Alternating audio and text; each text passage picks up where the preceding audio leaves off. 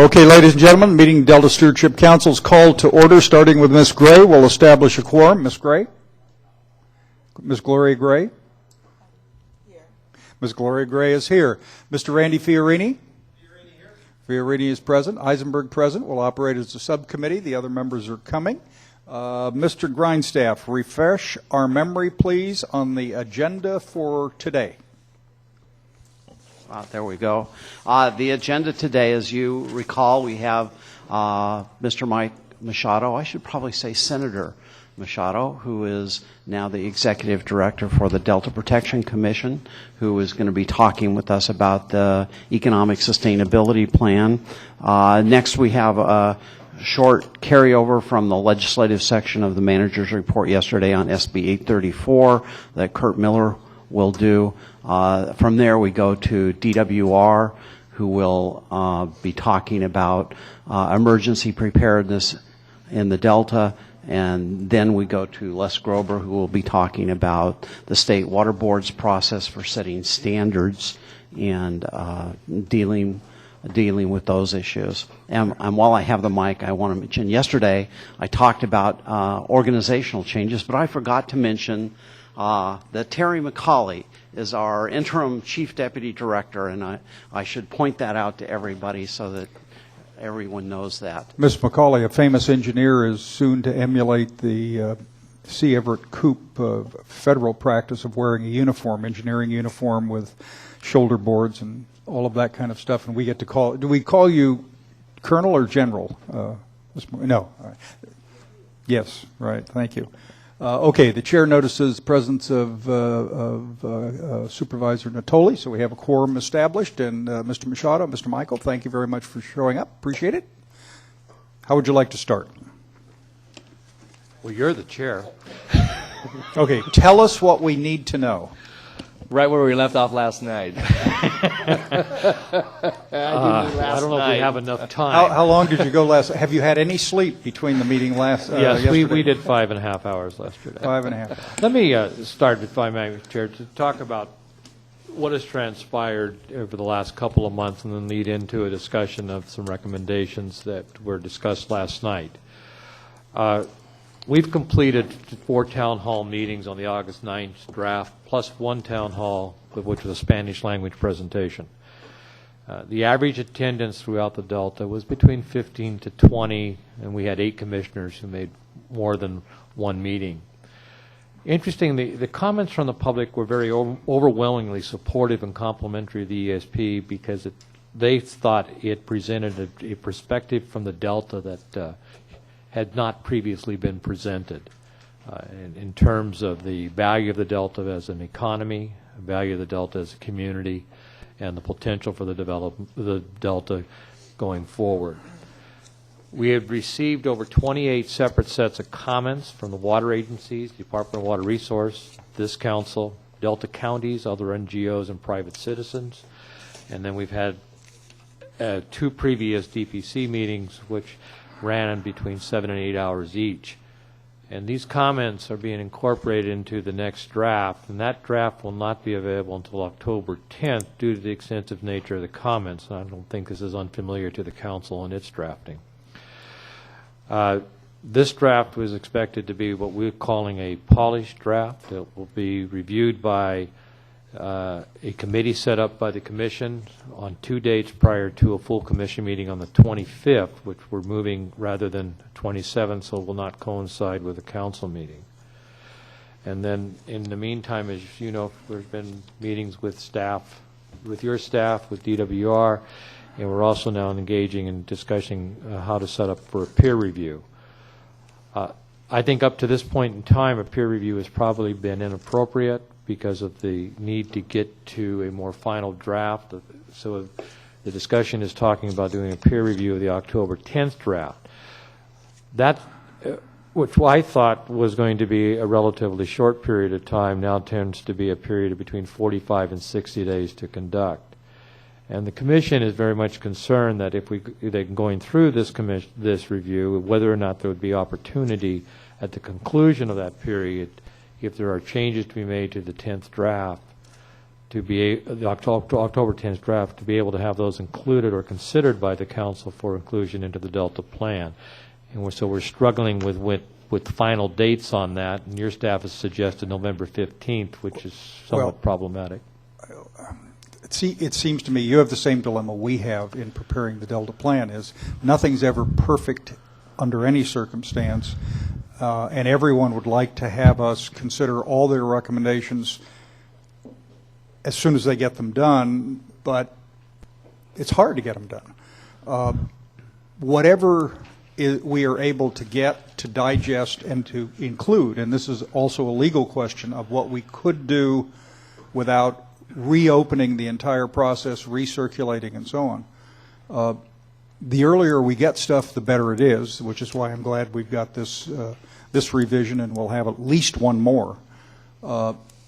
But Mike, as we've talked about before, we have the ability to propose changes to the Delta plan at any time, and we must review on a 5-year status report. So it would not shock me if you guys would conclude, and Don, you might want to comment on this, that large parts of the report are ready to go, but other parts or issues or questions or variations might not be.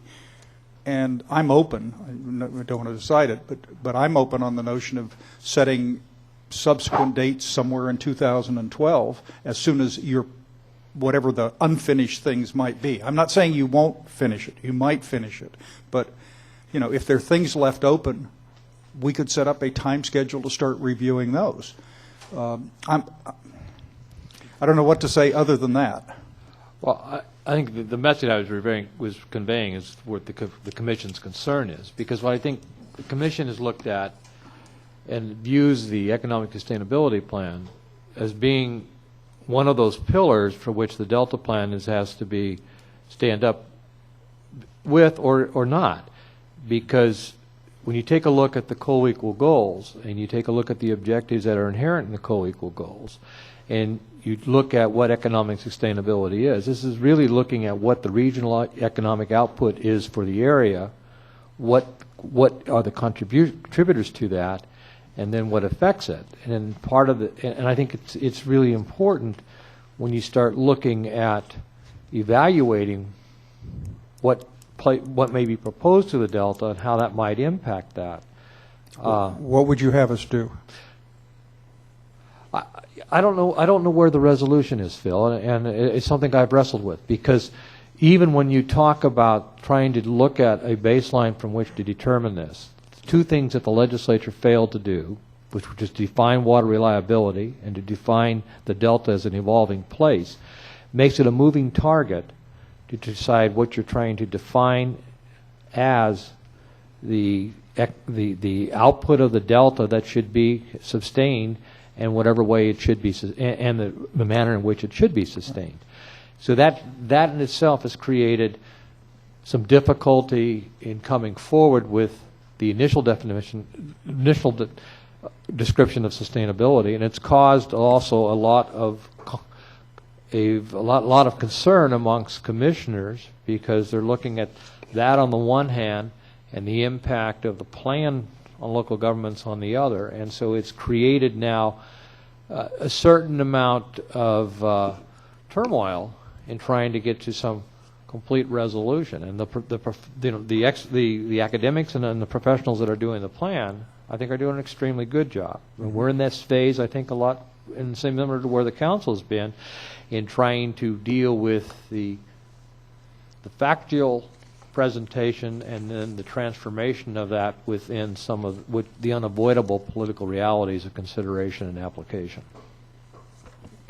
Mr. Chair, if I might just add, again, certainly fresh in Jeff and Mike's mind and mine, conversation, a number of folks that are here this morning, at least some were in the audience, as we went through both the comments we'd received on the August draft of the plan, as well as the workshops, and then went into discussion about a series of potential recommendations. And I think that kind of to your question, but to Mike's response, that there seems to be more and more clear evidence that there are some potentially inherent conflicts in what the legislation either put forth or didn't put forth, and that in looking at economic sustainability and many facets thereof, and basically daily life in the Delta, but also then its impact upon the region, its impact upon the state, and then, as Mike very capably characterized it, the two pillars, the ecosystem restoration and the water supply reliability, and then this qualifier of the evolving place in its protection and enhancement. And I would just tell you that there's some very deep-seated concerns. It was expressed last night amongst several commissioners. Again, not a reflection on the team's work nor Mike's I think discussion framework for us last night. But when we start talking about transfer not only of responsibility, and I think it's clearly understood by whether they be counties or cities or certainly other entities that are represented there, reclamation or water agencies, and then obviously state representatives, that counties every day and cities every day provide services. They understand in most cases, if not all cases, economic development, what it takes to be supportive of whether it's agriculture or recreation or certain construction activities, and also the responsibilities that come with doing those of mitigation. But when you start looking at the many layers that are certainly already in place, and then what is coming out of discussion, at least thus far, I think in some elements of the Delta Plan, the potential imposition of additional layers, and then even in the thoughts that might come from a vein of, well, maybe this ought to have a more local flavor to it because maybe locals can do it better. But then the uncertainty that comes with any of that transfer responsibilities relates to dollars.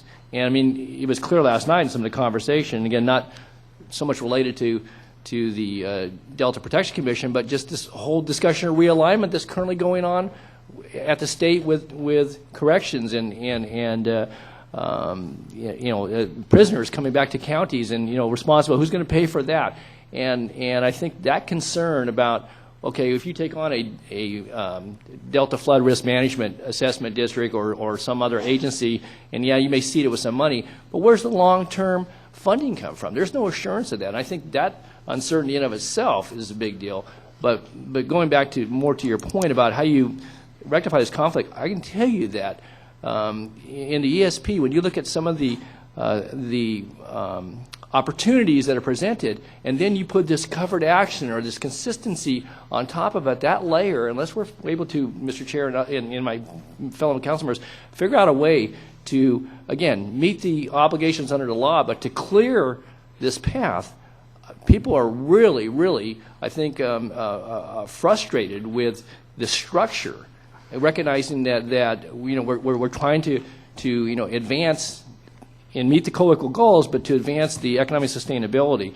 And it was clear last night. And I'm going to let Mike, I don't want to jump on his presentation, but I think, again, those conflicts, I don't know that this council, maybe it's further legislative action that we would, as a part of this, seek to get some either clarification and or in partnership with what the commission brings forward in this council's actions, seek to do. And I'm going to turn it back to you, Mike, but clearly, last night, as it related to some of the things that are in our draft plan, and that is in both the commission's plan and the council's plan, there are conflicts that I'm not so sure can be resolved, at least as we currently sit here this morning. So Mike?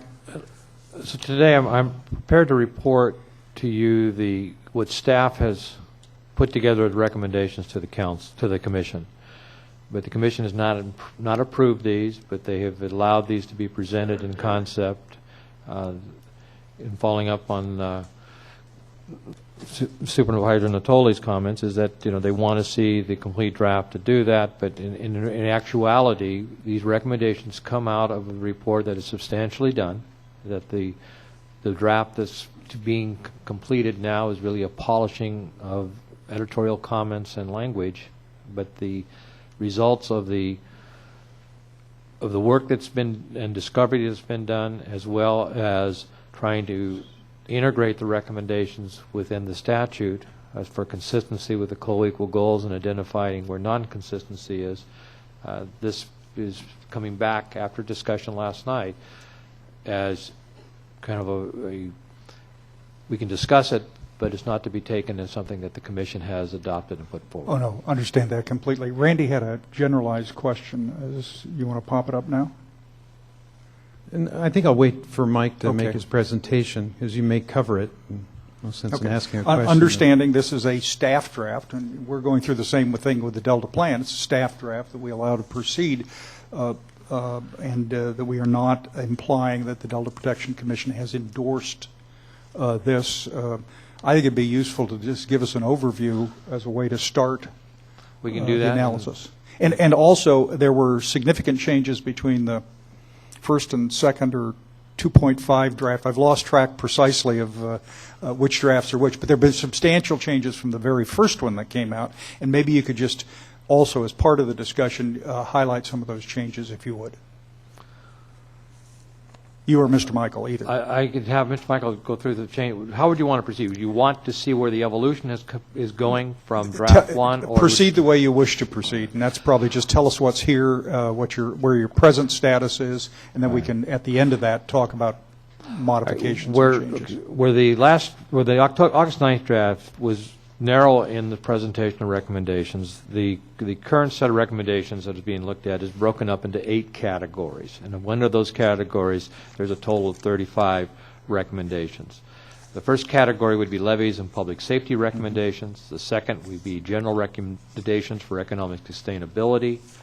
The third would be recommendations for economic sustainability of agriculture, recommendations for economic sustainability of recreation and tourism, recommendations for infrastructure, recommendations for habitat and ecosystems, recommendations for water supply reliability, and all recommendations for continued research and monitoring.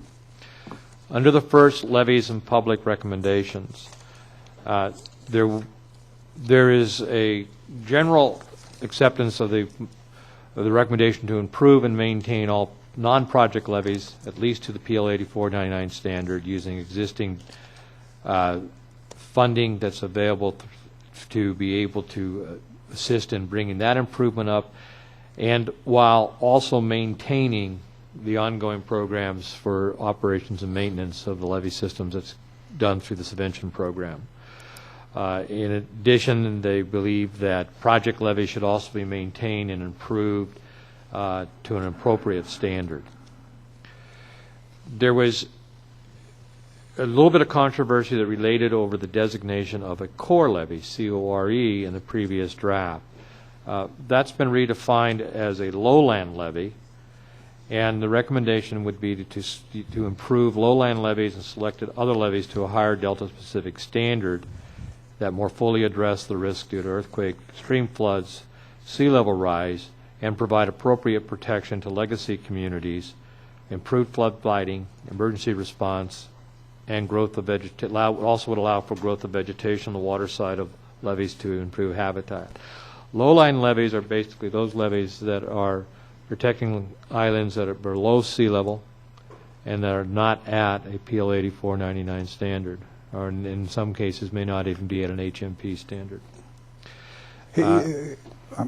Flag for later at the end of your discussion. Can you tell us, if you have precisely identified those islands, what you think other comparable studies that have identified the islands are, so we know what you're talking about in that? I read this stuff, but I just want to make sure. But let's do that at the end. Okay. There's 3 others recommendations that deal with the transfer of responsibility of coordination of emergency preparedness, transfer responsibility for funding the long-term improvement of delta levees, and those 2 rather. And these are things that have been talked about within the plan, and the sentiment is that there is interest in regional organization for emergency response, as well as regional organization for long-term improvement of delta levees.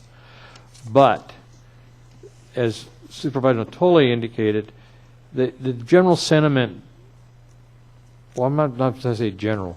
The very strong sentiment of the commission is that there must be a guarantee of adequate ongoing funding if there is to be an assumption of those responsibilities.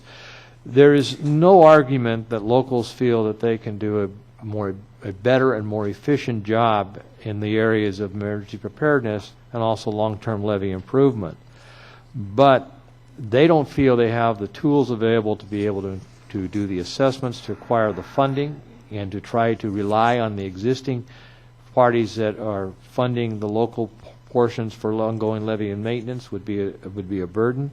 They feel it is not as easy as one would think to be able to go out and form a regional assessment district that could expand the scope of assessments to beneficiaries because of the propositions that have been passed that put a onus on terms of voting to be able to apply those assessments. There's also a great deal of concern about the implicit and transfer of responsibility, so that if they improve it, the state is excluded from any responsibility associated with the levies. They're saying there's a feeling that could happen, that they could take on that responsibility, but they believe that without funding and adequate resources that would help reduce the risk associated with accepting that transfer, it's something that they would have difficulty in recommending or trying to assume. Okay.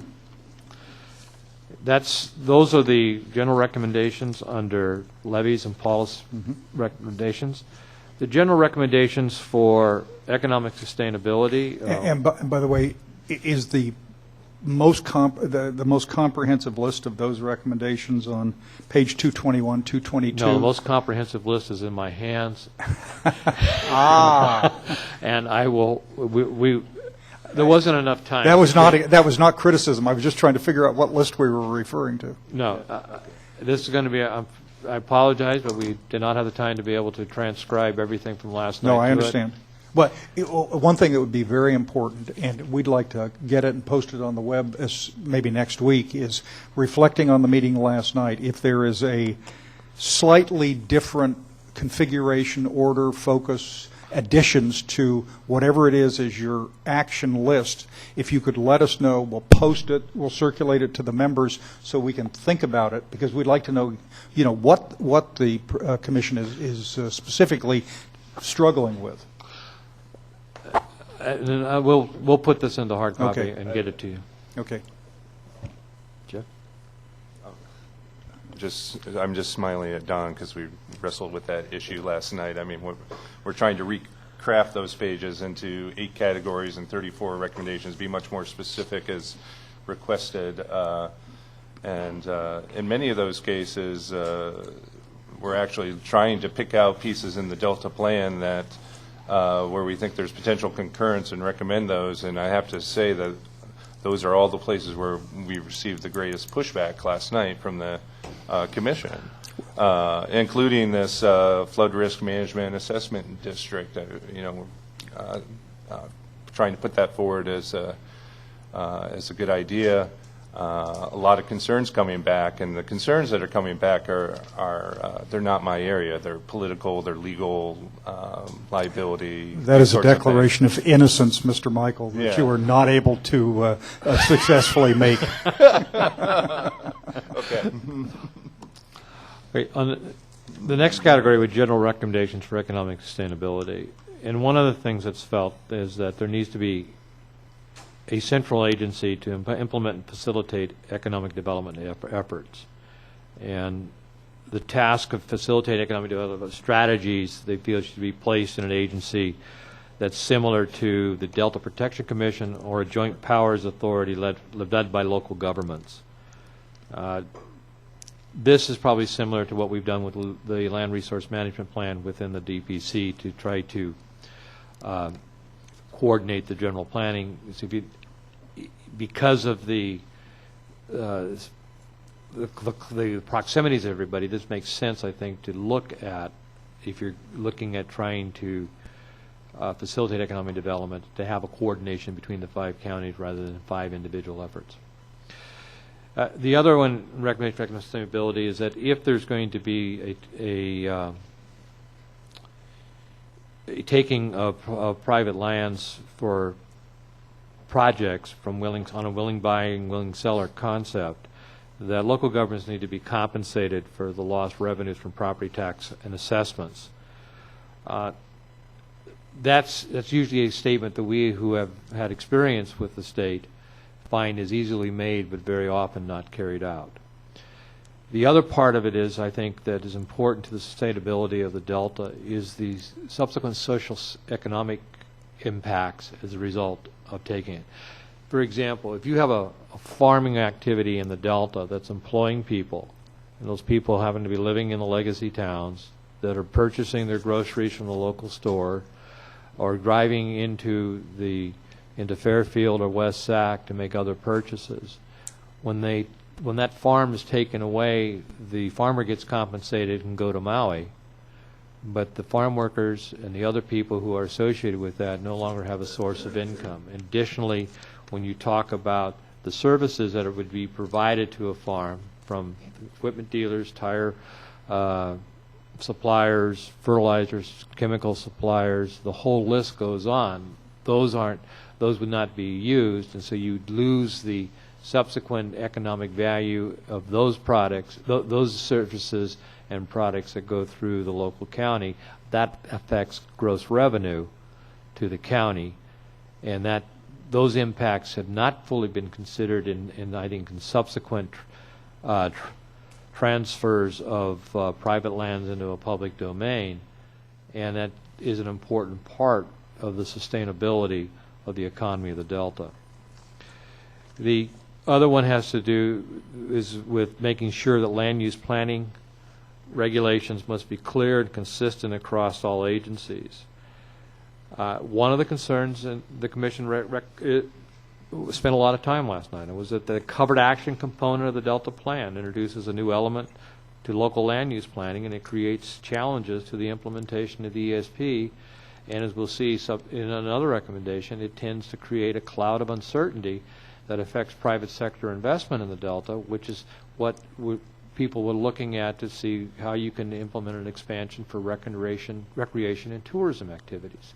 So there's an interrelationship there that, once one comment we received suggested that the ESP was looking at trying to suspend the Delta in time.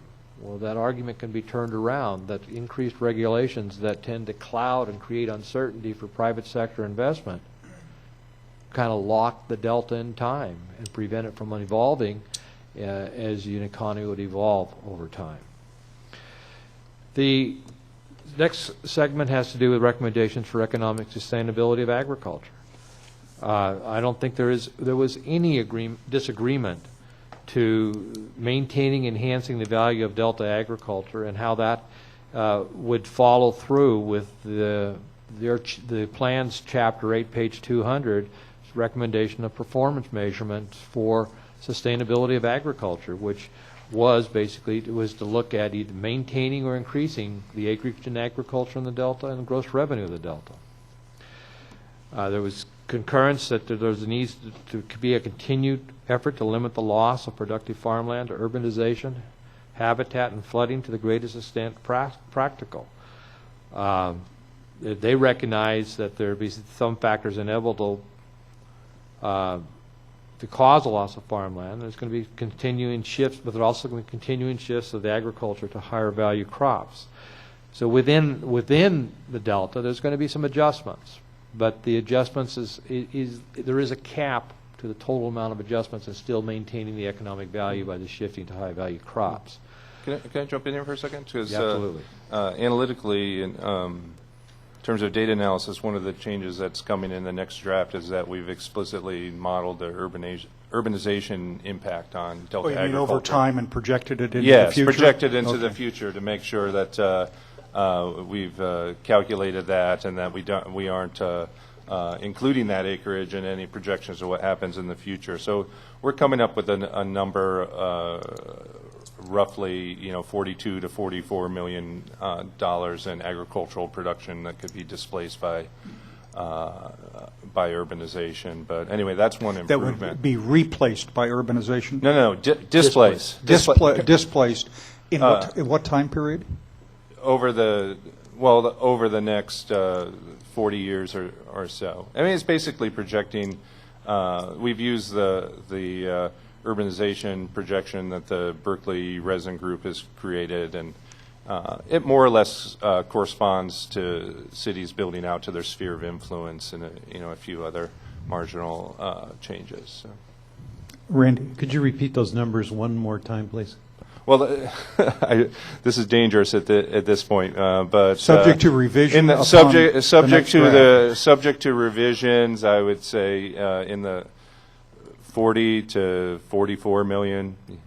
Roughly. How many acres do you calculate that to be? I think that's approximately. Off the top of my head, 25,000, 26,000. That's pretty close to the sphere of influence and undeveloped city limit stuff that our white paper had identified last year. Not identical, but pretty close. Yeah. Yeah. I think and basically that's mostly what we've used as the projection. Okay. On this point, does this draft support that displacement of agricultural land or not? Or is it neutral on the subject? This draft recommends that the sphere of influence be the limit. So, which is consistent with the draft Delta plan on not seeking to interfere with that.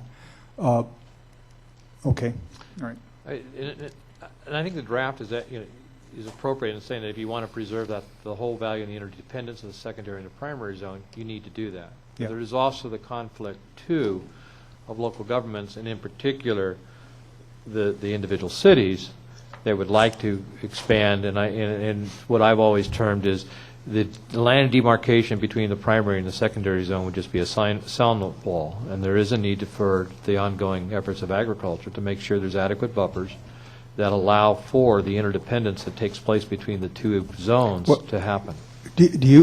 I shouldn't jump to this question, but I will. Does this draft envisage that there's a trade-off? That is, there will be less agricultural air in the entire statutory delta in the future, but by shifting to higher value crops, the dollar return will be higher, and therefore that loss of ag land is okay. I mean, is that where you're headed? Well, I mean, there's a limit to that, but yeah, of course. Yeah, there's a limit to that, but yes, I mean that's part of the projection, but that's where some of the concerns about some of the more expansive habitat proposals come in too. Is that at some point your land conversion can become so great that that's not true anymore. A good example is the trend in the South Delta, where you have higher value crops that are being moved into the South Delta because of changes that are occurring on the east side of San Joaquin County. If you have a degradation in water quality that prevents the growing of those crops, you lose that added value. That shift is coming from two places. One is becoming because of the decreasing value of the land and people looking for a more return based on that value. And second, because of the factors that are taking place outside that are causing that move. And so the forced transition would, yes, increase the agricultural value, but not having, if there happens to be changes in the water quality, changes in water reliability within the delta, that could all have an impact on that. And and in the North Delta, there's movement towards some higher value crops, primarily wine grapes, and again, activities that take land out of production there interferes with that shift. But there's a cap that it was about 20. A cap. What did you say the percentage is? Well, I mean, there's no cap in the sense of a policy. It's just where's that break even. Yeah, well, one of the things that is most interesting to me is I'd just like to know what the commission policy is. I said the last time you were here. Is ag more important than anything else? And the answer is maybe, under some circumstances, kind of. No. Ag is the most important activity in the Delta. Without agriculture, the economy of the Delta is not at the level but that it is. equally important to local elected officials is local land use discretion, right? Yes, but from a county perspective, if you take a look at their legacy cities, they're not looking so much as expanding the urban limits of those cities as they are of being able to utilize the area within that for the development that they would anticipate, and also for the industrial development that would be necessary to support those communities. It's that flexibility that they're asking for.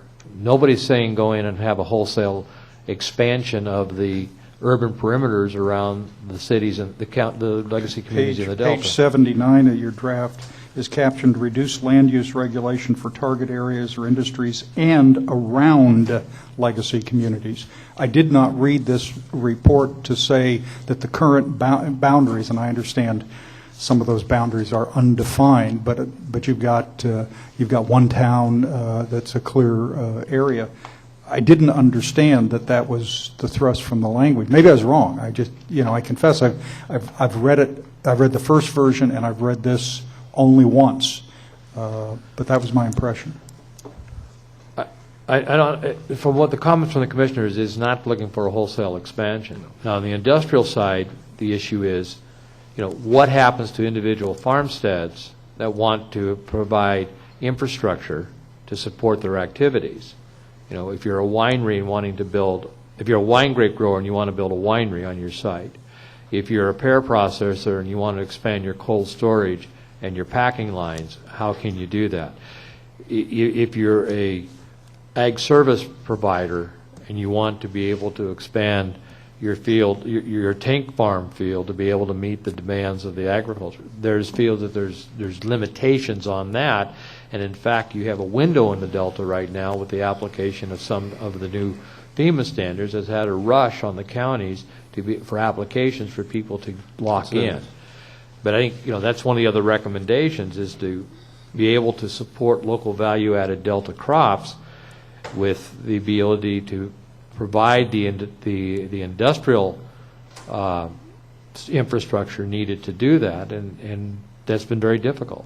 I think there's a distinction between not supporting urbanization and saying that land use regulation. I mean, we're talking about things like replacing a dock at an existing marina and all sorts of ordinary activities that someone might do within the existing communities and even to the existing businesses there. And then the final item underneath the recommendation for economic sustainability in agriculture would be the support and growth in agritourism. That seems to be a catchword, but I think we should not be not look at that as being a overwhelming economic activity that's going to offset losses into farmland that may be converted to other uses. It's a diversification for the agriculture industry in the Delta, but it is constrained in a lot of ways because of accessibility. It's constrained because the Delta is not necessarily a destination that people pass through. For example, you have agritourism on Apple Hill because it's people that are traveling up to the skiing area that get a chance to take part of that. The same way where you have the Amador wine country that you have 49 going through that, which is another connection into going to a destination. It's dissimilar to the type of agritourism that's available in Contra Costa County that's centered around the major population concentrations of Brentwood and Antioch, and it's facilitated by the Highway 4 corridor from the Delta into the Bay Area.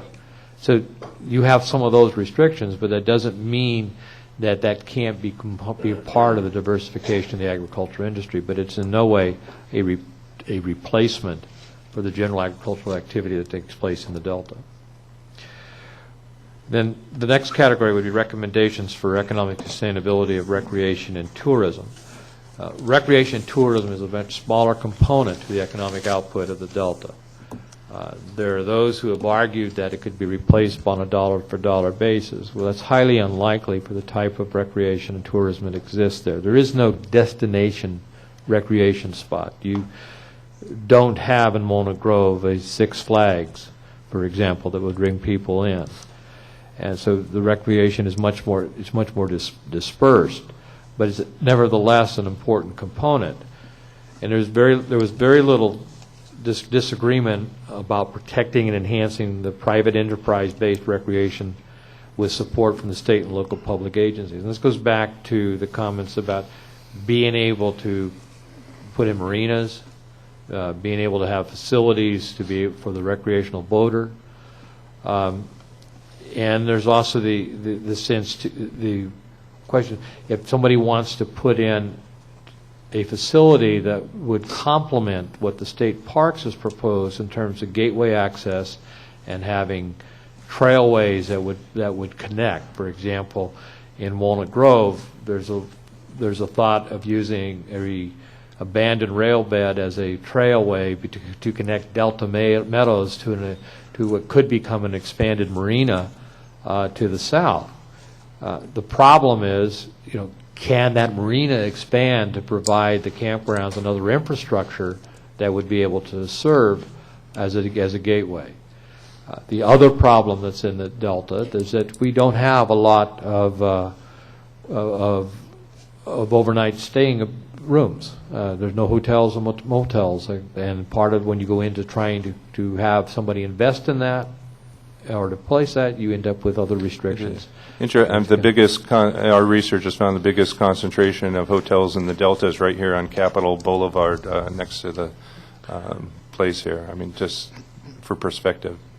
Yeah, just good too, because I think that to some of the comments, and whether it be agriculture or tourism, but just the general uncertainty and the permitting matrix that currently exists, is a tall order to begin with, and I think that goes back to the question you asked, Mr. Chair, a little earlier about not just about some future opportunities to grow and to replace and to reinvest, but it goes to the ability to draw that private dollar and that complements that. I think the quotes you gave last night that, or Karen did, that in large part most of the recreation is provided by private entities. I mean, there are publicly held lands, there are fishing access and so forth, but when it comes to to a lot of the gateway opportunities beyond some of the state lands that, and I think as Mike pointed out, might be an attraction, say, to a private marina that currently exists that might look to expand and then connectivity, but in large part we're dependent upon the private marinas and a lot of the private entrepreneurs to provide that. And the other thing I think would be important to point out, because you pointed out the multipliers. I mean, the dollar amount that is generated and then it's kind of value added, but I mean the wine grapes versus the recreation, and we had that conversation last night. I mean, it gives you some sense of the scale, so it might be important, Mike or Jeff, to point that out for the council's information. Yeah, well, I mean, there was a couple of different discussions. One was where you measure the value of agricultural production. Do you measure it at the farm gate, or do you measure it at the finished product? And you get very different measures of the values of various crops when you do it that way. For instance, an example I use is that just from a statewide basis in California, wine grapes are valued as a $2 billion crop in the CDFA and all the wine grape reports. However, the value of winery output in California is $12 billion, or a factor of 6. Some other crops, examples, not to be argumentative here, but things like cotton and almonds are crops which receive very little value-added processing before they leave the state. And so the incremental difference between the farm gate value and the value that leaves the state is smaller. And it's important to consider the whole value chain when thinking about agriculture. Same thing's true in dairy. There's certainly, dairy's an important area that we're strengthening here. The dairy products can be valued as milk from the dairy, or it can be valued as milk and cheese that comes from dairy production facilities. If you do that sort of calculation, you go from $7 billion worth of milk in California to $12 billion worth of output that comes from the processing facility. So that's a bit of a discussion that's important. And then when you talk about value added in the recreational thing, we're talking frequently about finished products that are being consumed, a lot of retail spending. And retail spending is certainly good for the economy, but retail spending is primarily in a recreational area, spending for goods that are produced somewhere else. And in the case of boating in the Delta, it's often spending that's for supplies and equipment that's somewhere else and then brought to the Delta for the recreation. And so, we account for all that stuff, but and it's important to have these different lenses in mind when thinking about the different values. The other item which was part of the recreational sustainability was the focused recreation development in 5 locations with the base concept of enhancing Delta waterways, developing dispersed points of interest and activity areas, create focal point destination complexes, as what we were just discussing about, with natural areas, parks, legacy communities, marinas, historical features, and trails. Expand public access to natural habitat areas.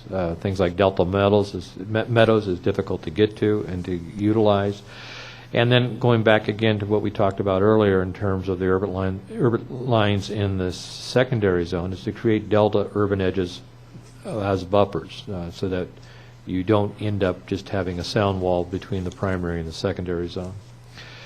And the final point would be to implement economic sustainability plan through specific strategies. And again, that's looking at consistency planning and regulation refinement so that you can take out some of the uncertainty to encourage private sector investment to be able to provide the infrastructure and attraction needed to grow the recreation component of the Delta.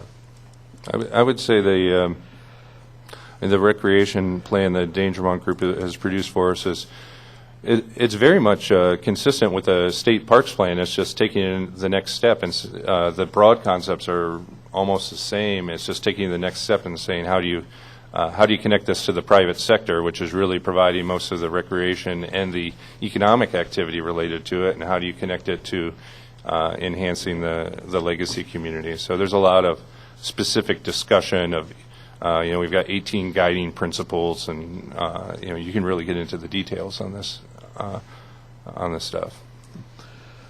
The next category was recommendations for infrastructure, and the Delta is not just agriculture; it's also a complex hub for infrastructure activities, whether it be railroads transferring it, state highways going through it, a maze of pipelines for petroleum products, aqueducts, etc.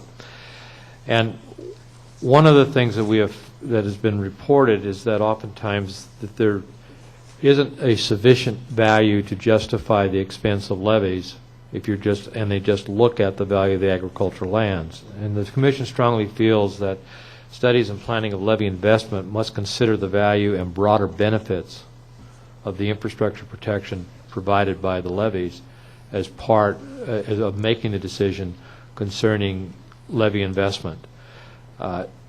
If you fail to fully, completely assess the value and the cost of the infrastructures that are behind those levies, this could lead to an underinvestment in levies and create a risk to critical energy, transportation, and water supply infrastructures. And I think that sometimes gets lost in the discussion about the value of the Delta levies.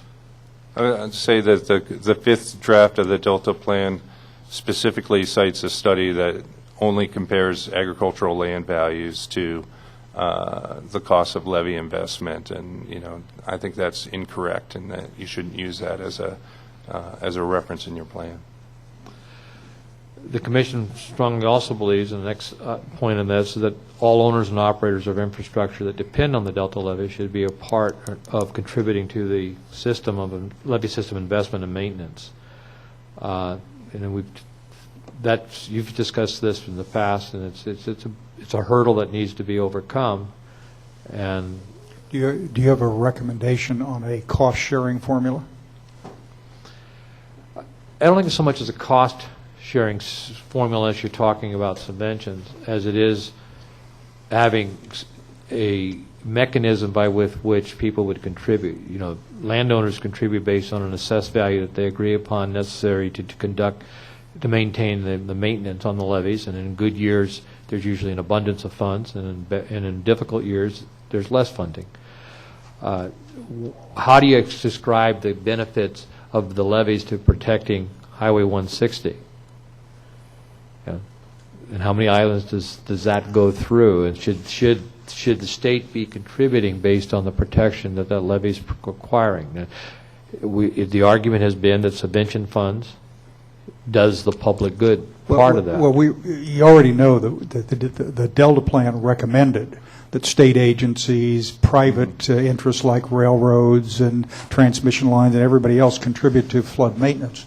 So we're together there. But on the larger question of whether there is a tension between state interest and local interest, and state money and local money, and as best as I can read this is the preference would be for high local control of all decisions and high state money to help pay for the desired aspects of it. I got that, not unexpected, and it's not terrible. That isn't, however, I mean, and I understand why people would like that. Do you think that's going to happen? Has it ever happened? Well, it's been erratic. It's been based on what funding's available and and different policy perspectives that have taken place from the legislature. I think so. On the one hand, yes, Phil, you have that type of a mix. On the other hand, if this has not been fully adequate in trying to accomplish the goal that it was set up for, what else should we be looking at? When you have Burlington Northern that has a railroad that goes through the Delta that doesn't participate in any of the levee protection, if you have pipelines that are essential for petroleum infrastructure that are not paying for any of that, if you have, at least that you and the draft Delta Plan, fifth draft, agree with that. We agree. We agree on that. But the Commission will not sacrifice the current system unless they have certainty that there's going to be funding available by the expansion and the responsibilities for beneficiaries to also be a part of it. And what they fear most is that if you were to try to move forward in that the burden will fall totally on the landowners if they're unable to make that transition, and then the consequence of that would be levees falling into disrepair. Okay. The other item under the recommendation for infrastructure is the need to protect and improve Delta water quality for agriculture, both those inside and outside of the Delta that use Delta water, municipal and industrial users.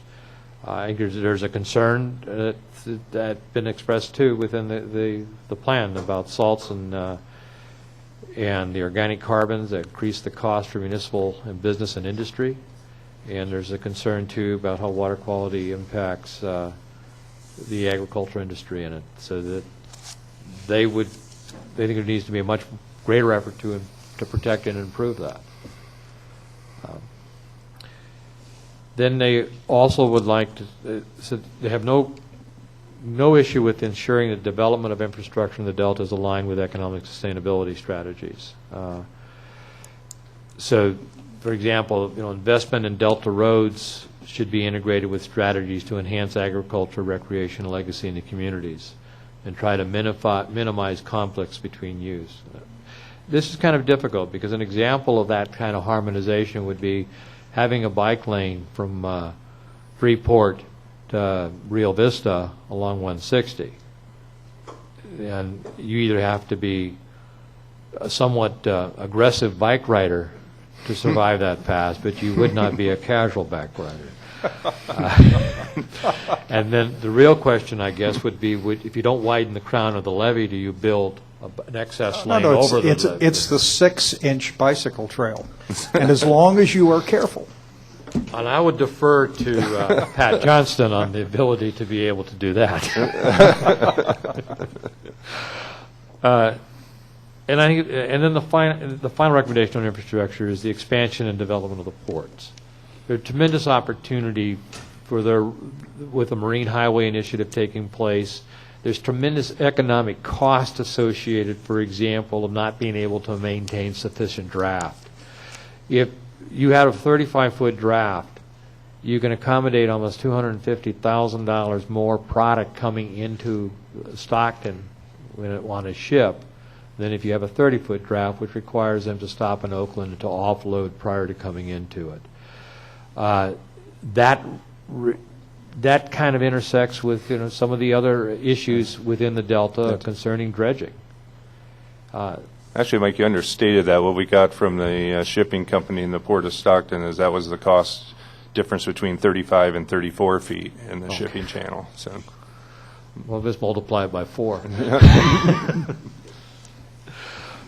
So, and the ports, with the expansion, they become critically important to the overall state economy. And we saw that prior to the recession, where the bulk goods, because of the container traffic going into Oakland were diverted to Stockton and West Sac to free up the facilities to handle the containers. And so the ports of Stockton and Sacramento are not in isolation from the whole maritime shipping in California. This is a really important point that I would advise you to look at in more detail. We've got 3 areas called out here. The port in West Sacramento, some of the marine facilities in Pittsburgh, Antioch, and the port of Stockton, which I'm very familiar with. But you have to understand, in the case of Stockton, all of the economic development plans for the city, which has a high-level economic distress, center on the Port of Stockton. And the Delta plan has potentially significant implications on the operations of that port. And I'll leave it there and just say it's an issue that I think that you should look at more closely. Can I ask a question? Yeah.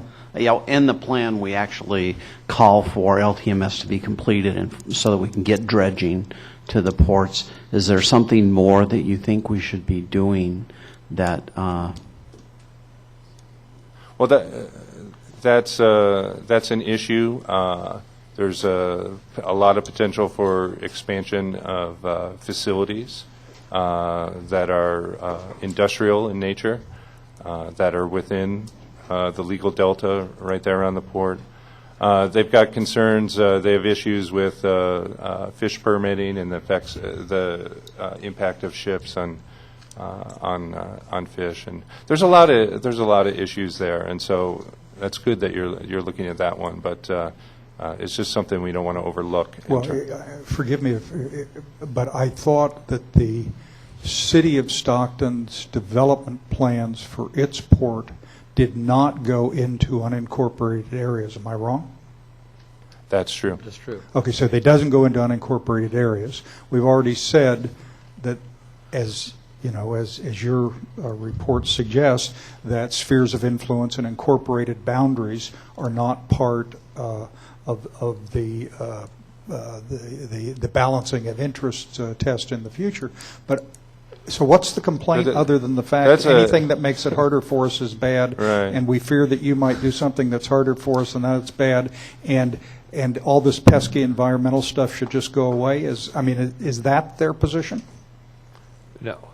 No. Yes. The Port of Stockton is somewhat unique because it was able to acquire the adjacent Rough and Ready Navy base. So it has a lot of room within that. Within the city limits? Yes. Yeah. And they haven't exhausted that and come close to it. The Port of Sacramento is different.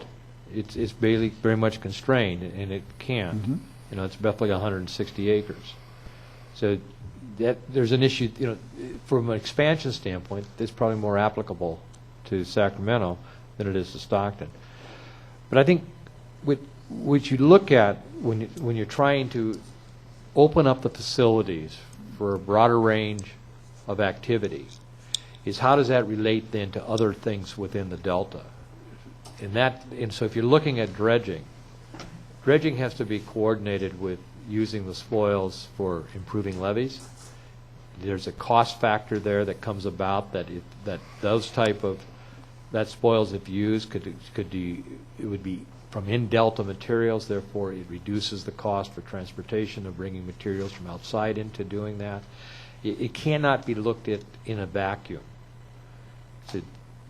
There's a lot of interrelationships that can provide synergies, and at the same time I think there's some very equally environmental concerns as a result of that need to be considered.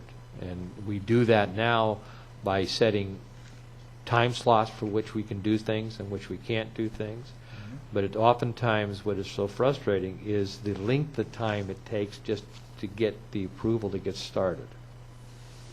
And this is a detailed point that I have mentioned to Joe at one point, but I've heard significant number of people in the business and urban communities who read the fifth draft of the Delta Plan and it didn't think that it had this covered action exemption for things that go on inside the city limits. So I read it, and it's not clearly stated in the draft now, but if you go down into the underlying legislation, it talks about healthy community plans or something of that nature.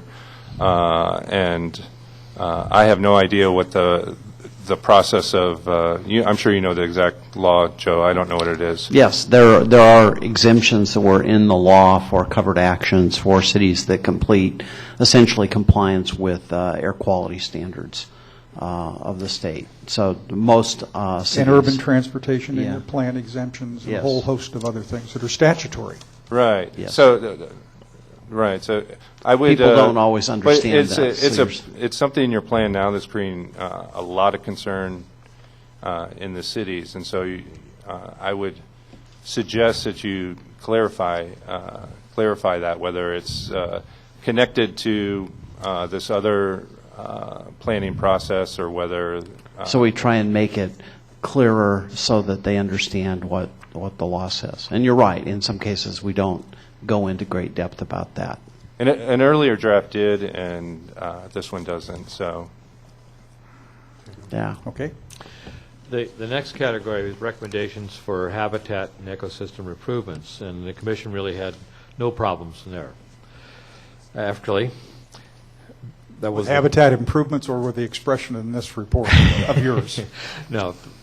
The first bullet would be for them when there was no issue was to emphasize strategies with little or no conflict with the Delta economy, and again, that would involve things like improving freshwater flows, growth of vegetation on enlarged levees, and restoration of mid-channel berms and reactivation of upstream floodplains. The other bullet had to do is doing with the expansion of flood bypasses, and there is general support of expanding flood bypasses and ecosystem restoration measures that are consistent with sustainability if agencies work with local stakeholders to minimize and mitigate economic impacts. Again, the impacts from if you at a strict local government level, you need to focus on in lieu payments, but you also have the extended socioeconomic problems that affect the gross revenue of the counties and the gross output of it. There's a feeling that tidal habitat development should not occur in the interior delta. There's been some talk about doing that, going into the interior delta for that type of habitat development would probably is felt that would take away from water quality and take land out of the production that would harm the agriculture output. They are not supportive of increased open water habitat in the interior delta. They think that recreation facility development and habitat enhancement areas should be looked at as being something that should be a combined effort. Habitat restoration oftentimes does not have recreation and tourism involvement. It's sometimes isolated. And they're thinking that if you're looking at trying to improve recreation and tourism, that should be part of any habitat consideration for access. And that can be conflicting because of the need for habitat for the rearing of species to be undisturbed, and it's difficult to achieve. They also believe that they support the fact that habitat restoration should start on state-owned land and only incur on lands with willing sellers. But again, you have to look at the in lieu of payment problem with the Delta, with the local government, as well as the social economic impacts. In general, there's a range that the loss of productivity within the Delta due to habitat conservation could be replaced within the Delta.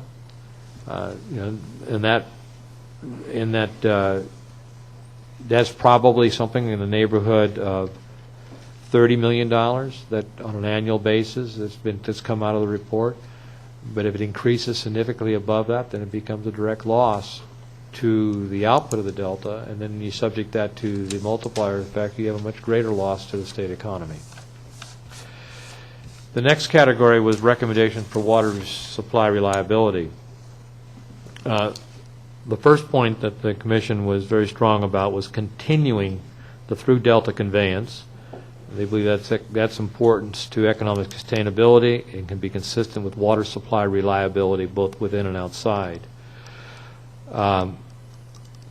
They think they fully support substantial levee investment that will increase the reliability of water for in-Delta and other Delta water users, and that's felt to be a much lower cost than any isolated facility that might be proposed.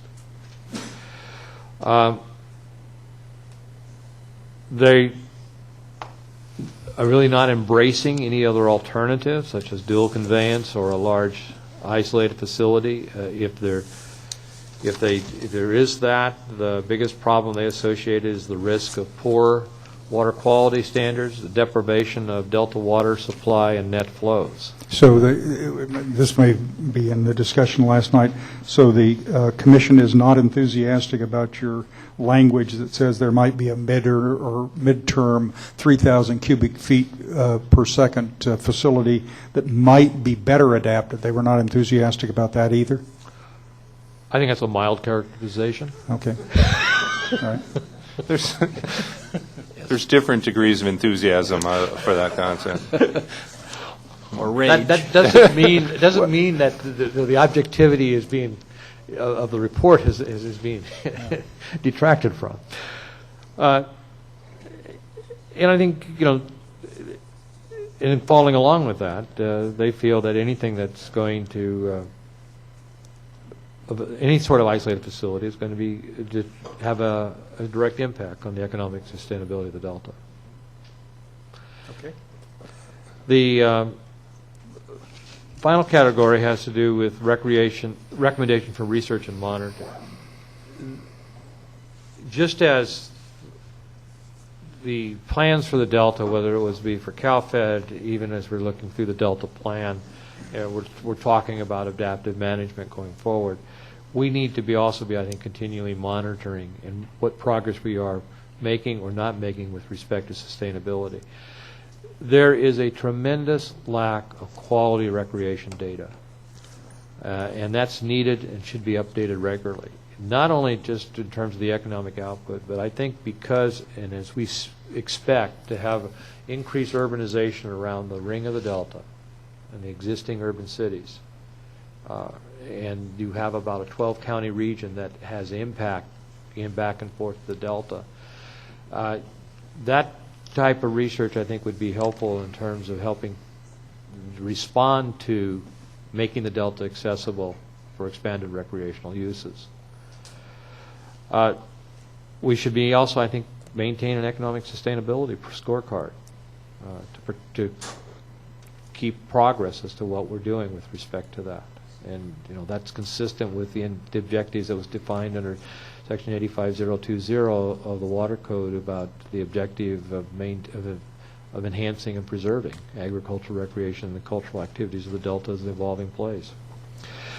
And they also feel that the Delta Science Program should sponsor more engineering and economic studies in conjunction with ecological research.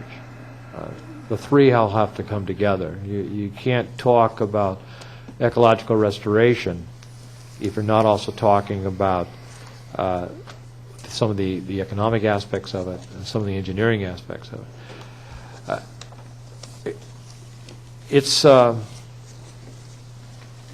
I think the challenge is to try to overcome past paradigms to see where you can move to. But as we oftentimes experience with the various layers of government, there's very little confidence in being able to shift with the certainty that externalities which may result from those shifts are going to be adequately addressed. And it's usually whoever has the biggest stick that implements the policy usually gets to determine the outcome. And I think the residents of the Delta communities are very much concerned about being impacted by a big stick that's going to forever alter their way of life. And the goal of this economic sustainability plan is to try to define what the value of the Delta is from an economic standpoint, and then look to see how best we can fit it in, and then how to fit that in with some of the other goals. And I look at it, it's a good objective to achieve the co-equal goals, but I think the problem we have are some inherent conflicts that haven't been adequately addressed in terms of how we can try to resolve those. And I mentioned the letter to the council. I think the conundrum is how do you fix the Delta without destroying it? And that's the challenge. And I think it's a challenge to the Commission to try to look at a paradigm shift with the confidence that they can do that, and the protections and responsibilities that they feel that they have to provide today, they're going to be able to carry that forward into the future. Okay. So, Mr. Chair, that concludes the Thank you, sir. review. Randy. Yeah, a couple of questions. Mike, first of all, you're well along your way in producing this report. What's the biggest surprise that's occurred to you since you've begun the process? The biggest surprise you'd like to talk about, I suppose, is what he... I don't, from terms of the results, for me personally, I'm not surprised, because just as you and I both are from agriculture, Randy, you know what the impact of agriculture is to the economy, what it takes to keep agriculture going. I think the biggest surprise, which is not any different than what I've experienced when I was in the legislature, is that as you transition between layers of government, the ability to try to build bridges is oftentimes very difficult, because there is not a confidence based on past experience that the bridge is actually going to be a stable bridge. And so you have opportunities for change, the past experiences prevent that from happening in a very easy way. I think there's a lot of concurrence between what some of the issues the Delta Plan has identified and things that have been identified within the Economic Sustainability Plan that are consistent. I'll answer that just from a research standpoint, and this isn't sucking up to Mike, but from a data standpoint, one of the things that surprised me was the extent of the dominance of agriculture of the Delta economy. I've done a lot of research on the economy all throughout the valley, and I understand the core importance of agriculture, but some of the numbers that came out of the Delta were really surprising to me. 50% of jobs are direct farm employment, not getting into the indirect employment. It was really pretty surprising. And the second biggest surprise to me, I think, were some of the information gaps that are out there and how difficult this was to do without the information gaps. And this is one, I'll give you an example. I mean, in this study, we are for the first time doing an econometric study of the impact of water quality on Delta agriculture. It's never been done before. And it's really difficult to develop economic plans for the Delta when there isn't an existing literature on that stuff. So I think we've got good research on that, and it makes a contribution, and expect people to follow up on that. But it's difficult without that existing base of economic knowledge to build a plan. Becoming more specific, the legislation that drives both of our groups anticipated that there would be ecosystem restoration efforts that would cause the conversion of ag land to habitat. I think you agree that's a fair statement? Okay. So what are you using as your baseline or as your range of acreage that will likely be converted from ag to habitat in the next 50 years? Well, how do you reconcile that with the performance measurement in Chapter 8 of the Delta Plan that says that the goal for agricultural sustainability is maintaining or enhancing agricultural acreage and gross revenue for agriculture? Well, that's mentioned in your report as well, and I think there's an... I took it from the plan. It was a mistake on our part. There's an... No mistake. I choose not to dive into the details of either plan at this point because they're both going to change. What I would rather do is discuss the themes and the underlying assumptions that will lead to our 6th and 7th draft, that will lead to your October 10th polished. So what acreage range are you using for potential conversion? I would reframe the question. I think we're exploring the issue of how much acreage can you convert to habitat in the Delta and still be and still have economic sustainability, which you can define in different ways. But that's there's no baseline established in the legislation, so we're trying to develop information about what that relationship is, and I think that's something that can be very, very useful.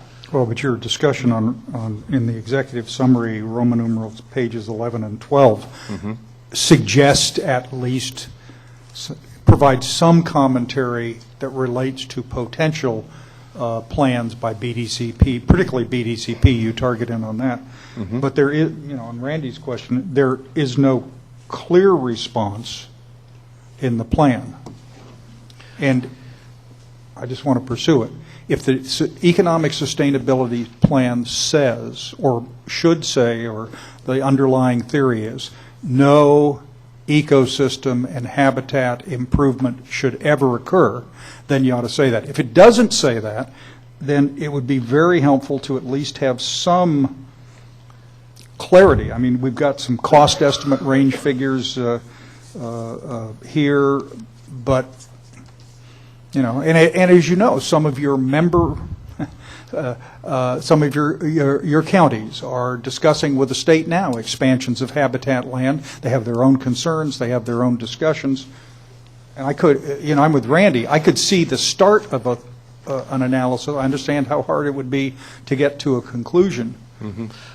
But it also depends what you're talking about. You're talking about terrestrial habitat or aquatic habitat. If you're talking about terrestrial habitat, there's a lot that can be done that doesn't take away from agricultural land by just modifying agricultural practices. And in fact, many people are doing that. If we're talking about habitat by going back to tules to try to reduce subsidence and think about dealing with carbon sequestering and carbon banks, I mean, that's fine to talk about, but that's not happening. The other part of it is you have to then look at what what does that do to water reliability when the ET from that type of conversion is probably 2 to 2.5 times as much as what the maximum ET of another agricultural crop? So are you saying, Mike, are you suggesting that last night or in other forums, the commission was not enthusiastic about your very tentative discussion on Roman numeral page 12, that the BDCP, 32,000 acres of ag easements, they're not enthusiastic about that either? No. No, except for, for example, one of the counties would like to be able to have a backdrop that says, we can pursue what we want, but we want you to support that we have adequate mitigation to do that. Let us go, but don't make no comment about whether or not you support it or not support it in the document. Phil, I mean, there's nowhere in this document where it says no ecosystem restoration. There's a set of actions which are identified as having little or no impact on the Delta economy that are endorsed. There are some actions, at least in the staff draft, endorsed the flood bypasses and some of the activity in the YOLO bypass, even though it does have costs to the Delta economy. Figuring out exactly the right way to do that is something that people are talking about right now, and something that we're hearing about from the local governments that we need to be stronger about what we say about mitigations, and that was in the staff draft. I don't know how that's going to end up in the final draft. We'll see. When it comes to tidal habitat, all we're doing is acknowledging that there are costs, and that those costs really vary depending on how much you do and where you put it, and giving some suggestions that there are places that from an economic standpoint are not good places to put tidal habitat, and to suggest that that there isn't any, we don't know exactly what the acreage is going to be. So probably a budget is going to make someone's decision about how much of that is put in there. But I think there's explicit calculation of those costs, and we're trying to provide some guidance on that we think should be considered. That this stuff, this ecosystem restoration should consider economic impacts when it's planned. If the goal is to sustain the economic output of the Delta, and if you have the criteria with which to analyze what the causal effect is going to be of increasing habitat, and you then have a process for a decision matrix that you can go to, that policy can be brought forth from as to making the decision to it. But I think it's beyond the scope of this report to be able to say you can take X number of acres out. Well, but the problem, we have to review your report, and if consistent with the Delta plan, incorporate all or parts of it based on that determination. And it's hard to judge a report's consistency with a plan where it seems that basically what you're saying is people don't support the legislation, we just ought to say that. Let's step back from whether or not the commission supports or not support. You were asking, is there a recommendation out of the study of a specific number of acres? Mm-hmm. I would turn the question back to the council. How many acres do you want to take out for habitat? Let me clarify, Mike. My question was, what are you using as a range of acreage that will potentially come out of agriculture into ecosystem restoration? Because you're doing an economic plan. It has to be based on something. And I think the perception as people read the plan is that it's there's a very defensive approach to anything coming out of agriculture, that's the primary enterprise in the Delta, and we understand that, and that's all good. But we also have, at least with our responsibility, the understanding that there is a need to address conveyance. You've identified through Delta is the preferred approach, and that is the basis of your economic sustainability plan. On habitat, we're faced with the reality that it's going to happen, so it just seems like the plan ought to at least set forth a range of potentially that can be transformed, and then what impact that would have on the Delta economy and how it could be mitigated or enhanced or used for the benefit of. What baseline would you suggest? No one suggested to me a specific, What's being reported out of the BDCP process? What have you It's actually summarized. The one latest figure was summarized in the executive summary as to what's being discussed. That's probably where I would go Yeah. to start with, and then use a reasonableness test based on your expertise from the particular area, and maybe adjust that. But it seems like there needs to be something in the plan that addresses the possibility. Is it, this is really difficult because I have people telling me who are involved in the process associated with it saying that, BDCP is a 50-50 proposition for success. Even if this plan were approved as it is, there's no funding for it. So, the baseline you're talking about is very speculative. But even if I define that as the baseline, I suppose we'd still be measuring, what would happen if you didn't do it, and what would happen if you found, if you went at various gradients along that. And I think the information we're providing can helps that. And we're trying to provide guidance as well. I mean, even if you do 65,000 acres, for instance, just on the tidal marsh thing, like we've said, just on ag, we see a cost range between $18 and $77 million on 65,000 acres. The details, the details matter.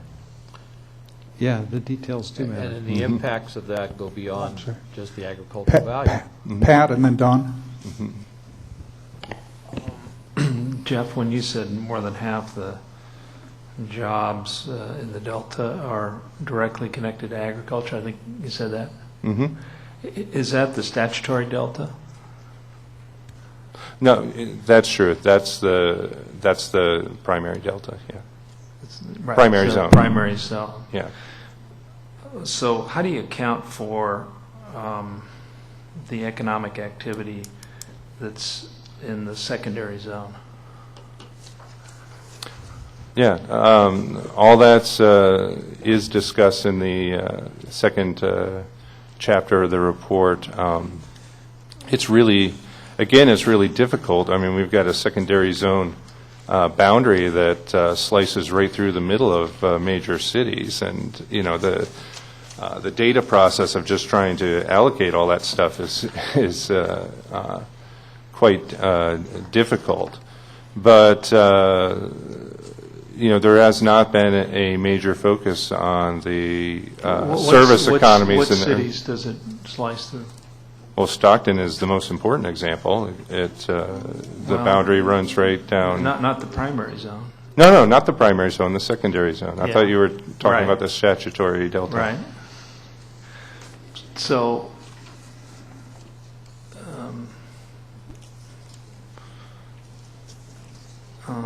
don't you have to account for that? Because while you do reference the secondary zone, the recommendations and the descriptions of how the Delta plan would affect, or any other activity, including BDCP, would affect the Delta, seem to be overwhelmingly focused on the primary zone.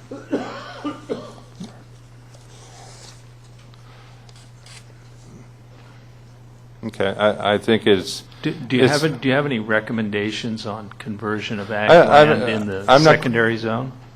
Yeah, that's something we talked about before, but actually the analysis of agriculture and recreation makes no distinction whatsoever between the primary and secondary zone in it. That's all analyzed at the basis of the legal delta. Now, it is, the focus is on the industries that are most important in the primary zone, and that's directed by the legislation and the issues that are before you now. We're supposed to be looking at the future of recreation and the future of agriculture. I didn't see anything in the legislation said look at healthcare in the secondary zone. I think that's an important issue to the economy, but I don't think that's what you're asking for. If I can, the recommendation is really no conversion beyond existing entitlements within the secondary zone to urbanization. The other problem you have in trying to define the interdependency of the economies, just take Stockton, for example. You have goods and services, agriculture goods that need transportation services. And you have transportation services that are provided outside of the statutory delta to the delta itself. That if you take the land out of production, there's an economic consequence to the gross revenue to the county because of the lack of the need for that service. There is no fine line there to talk about the extended economic involvement within the 5 county areas that are supported or dependent upon the agriculture that takes place. I mean, there's 3 chapters in this report that are the detailed analysis of economic sectors, and none of them, both the ag and recreation look at the statutory delta. Now, most of that activity may be going on in the primary zone, and so there's some discussion of that. And the third one is the chapter that describes infrastructure services, and that chapter is actually dominated by issues that are in the secondary zones and in the surrounding cities. And you may have slipped in a little late, but I did tell them that one of the things that we've done, improve the analysis that we've done going forward, is to incorporate the impact of future urbanization on agricultural output in the delta, and so that will be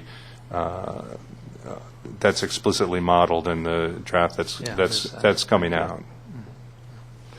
It seems that the Commission, in doing this report, is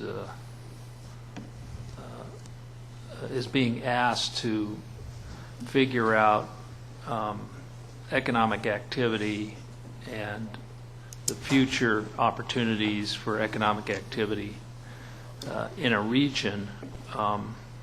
So basically the prism in which you're asked to look at it and the Commission is pretty much how do people make money and how can they make more money, not less money. So that's the focus, whereas the state legislation, and of course the Commission's a state agency too, has the ecosystem and water reliability in a larger sense as the primary goals.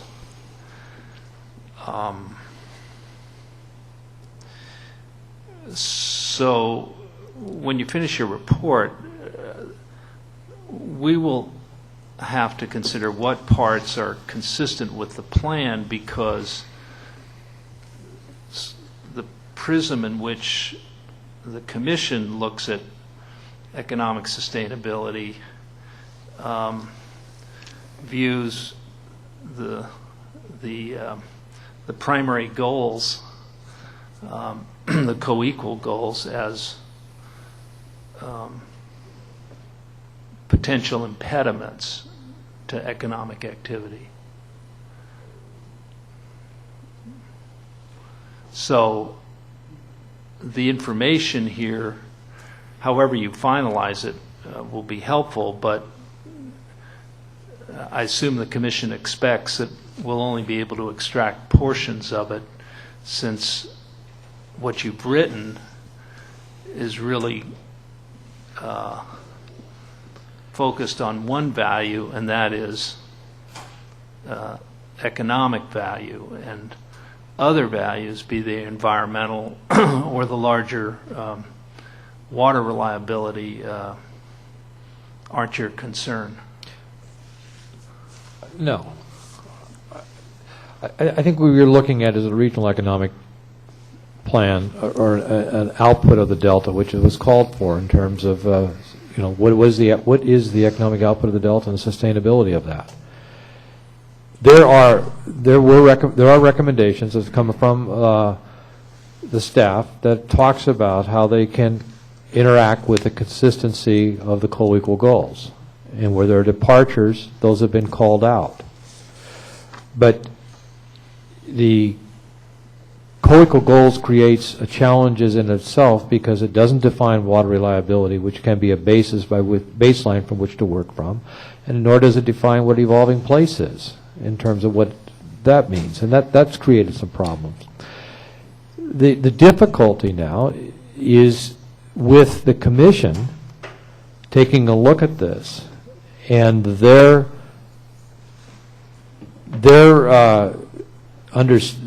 either understanding or reaction to consistency with the co-equal goals.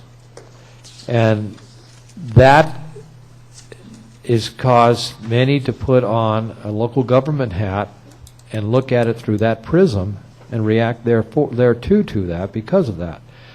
And that was with the extended discussion that we had last night over what should be said that is acceptable to the Commission, which may be contrary to local government's interest from the viewpoint that they're looking at it now. And that's one of the challenges that we have. I'm not disputing that we ought to be looking at trying to find consistency with the co-equal goals.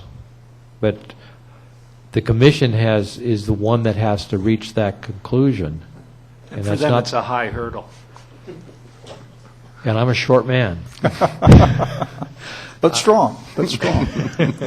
So that's the challenges that we have. But more important, in lieu of that, I think if you know, I think most of us have had experience within the legislature, know that we can all interpret it very strictly, and oftentimes there's a little bit of latitude around with which to constrict to do that. And we also know that not every piece of legislation was right. Parts of it are right, parts of it are not. And in this essence, I think there are things that are right about the Reform Act, and there are things that were left somewhat vague. And if that vagueness can allow some latitude, then this document would help, I think, provide the ability to evaluate what the impacts are, and then maybe cause cause a thought process or policymakers to look to see how you can address those. I mean, think of the irony in the fact that we want to have tidal zones to provide rearing activities for endangered species, and then issue a 50-year take permit to allow the destruction of those very species. I mean, that's what's coming out of this whole discussion. And then at the same time, we're talking about trying to maintain agriculture, but at the same time, we want to be able to expand habitat at the expense of agriculture. Right, but Mike, the reason that there isn't fresh water in the South Delta has a lot to do with diversions, including Friant. Is that correct? And the argument in that part of the state is it's economic activity, it supports jobs, it supports farmers, it's good for agriculture, and it's strictly an economic argument. And I'd suggest you don't want to do that with the Delta and protect and defend the Delta by being limited to an economic argument. It puts you on the same footing that this is all about money, and the measure is how much money you can get out of an area, and whether or not species are lost is really not very important if they don't have economic value. You and I personally have no disagreement in that. But what you've just said probably more correctly ought to be directed at the Commission in terms of trying to expand their perspective of how they want to look at this. At this point in time, the report is not deficient in looking at trying to integrate with the co-equal goals. What we have the hurdle we have now is to try to work through so that there are acceptance at the commission level of some of the recommendations that have been proposed by the team that has put together this report. And as of last night, there are some very strong opinions about some of those recommendations because of the impact it has from a local government perspective. And I agree. That's the hurdle we have to try to cover. And I can. And I don't have a ready answer on that. Don? Well, just maybe a quick response to this last point, and then I wanted to go back just a moment to part of the conversation here. But yeah, we're doing an economic analysis, and I've said this to this council before, and I guess is what I believe is a part of this, because this is an economic plan, but it's also a plan for hopefully to provide for a long-term viability, sustainability. But we're talking about not just about dollars, we're talking about a way of life. And I think, each of us understands that. And, people can equate that to, 12,000 people in the primary zone, or, 500,000 people in the Delta, and then compare that against 25 million people in Southern California. But we're talking about not just about what people do to make money to survive, but it is a way of life, and recognizing that it's a fragile place. There's been habitat deterioration, and there's the law calls for certain things. But I think what is coming out of this plan, I think what Mike and Jeff are trying to explain, certainly the commission sentiments last night, and just before he came in, we spent 5.5 hours last night, and there were some pretty heartfelt and I think very strong expressions. And it's not just about disagreement with certain aspects of what was called for in the law or our task that's before us, but I think the fact is that what we're seeing from the economic analysis standpoint is that in the value that people put on the way of life in the Delta, whether it's the farming activity, the enjoyment of the great outdoors, the recognition that water is a critical aspect for all, both in Delta as well as all those that depend upon the Delta, is that if in fact the measure of what goes on, the positive activity in the Delta and what may occur in the future, if that isn't given some stature in the consideration for economic, for habitat restoration and water reliability, and boiling down to conveyance for the most part, and that what acreage would come out of production, what acreage, and how that affects the towns and the traversing of the Delta, that if that doesn't get measured, then I think what people are pushing back on is that, okay, we know what the law is. We know what the co-equal goals are. We know what the legislature has deemed as being the task of this council and the commission. But if we aren't given some equal footing, we being the commission and certainly the entities of local government, for the people that we certainly represent in this context, but we represent locally, that in fact over time, and I think that's what the economic analysis, my take on this part, is that if you see conversion of acreage on the order of magnitude of 10 or 15%, and depending upon where it's at, and the other impacts, not just the loss of the acreage, but then the water impacts, the seepage impacts, and again we get into fragility of levees, all the things we know about and we talk about here on a regular basis and are embodied in the plan, that then over time what we will see is a gradual erosion, not only of a way of life, but that, the Delta may evolve, but it's going to evolve into something that's not going to be very desirable from the standpoint of human beings, and particularly for those who have come to know it and enjoy it. And I think that's not the goal of this council, and I'm not saying that, but I think the commission was really pushing back last night, and certainly, Mike and Jeff and others and those that were in the audience heard it. And I know that's part of the conflict we're going to come up in the next few months here when we bring this plan forward, but we're trying to demonstrate that it's not just the dollars and cents, and it's not about us having, from the standpoint of commission or its member entities, having their way to do anything they want to do. It's trying to find this path that really does speak to the sustainability, but but the viability of life today and life 20 years from now and life 100 years from now in the Delta. And agriculture is a linchpin to that. Recreation and tourism is key, and certainly the habitat and the environment is important to all of us, including folks in the Delta, and they appreciate that. And I know you know that. You serve on the commission and represent that area in the legislature.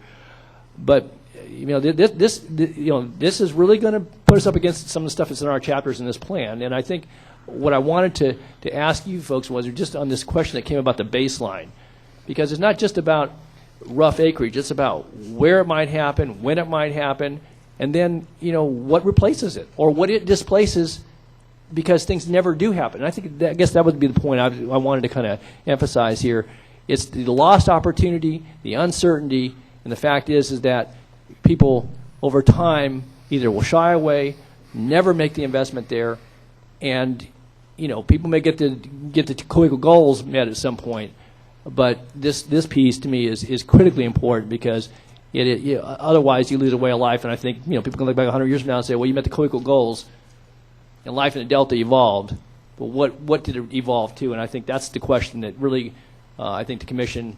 Again, I'm trying to get some sense of it in general, because they came on strong on some of the aspects of what's in the Delta plan here, and it's not to be obstructionist or negative.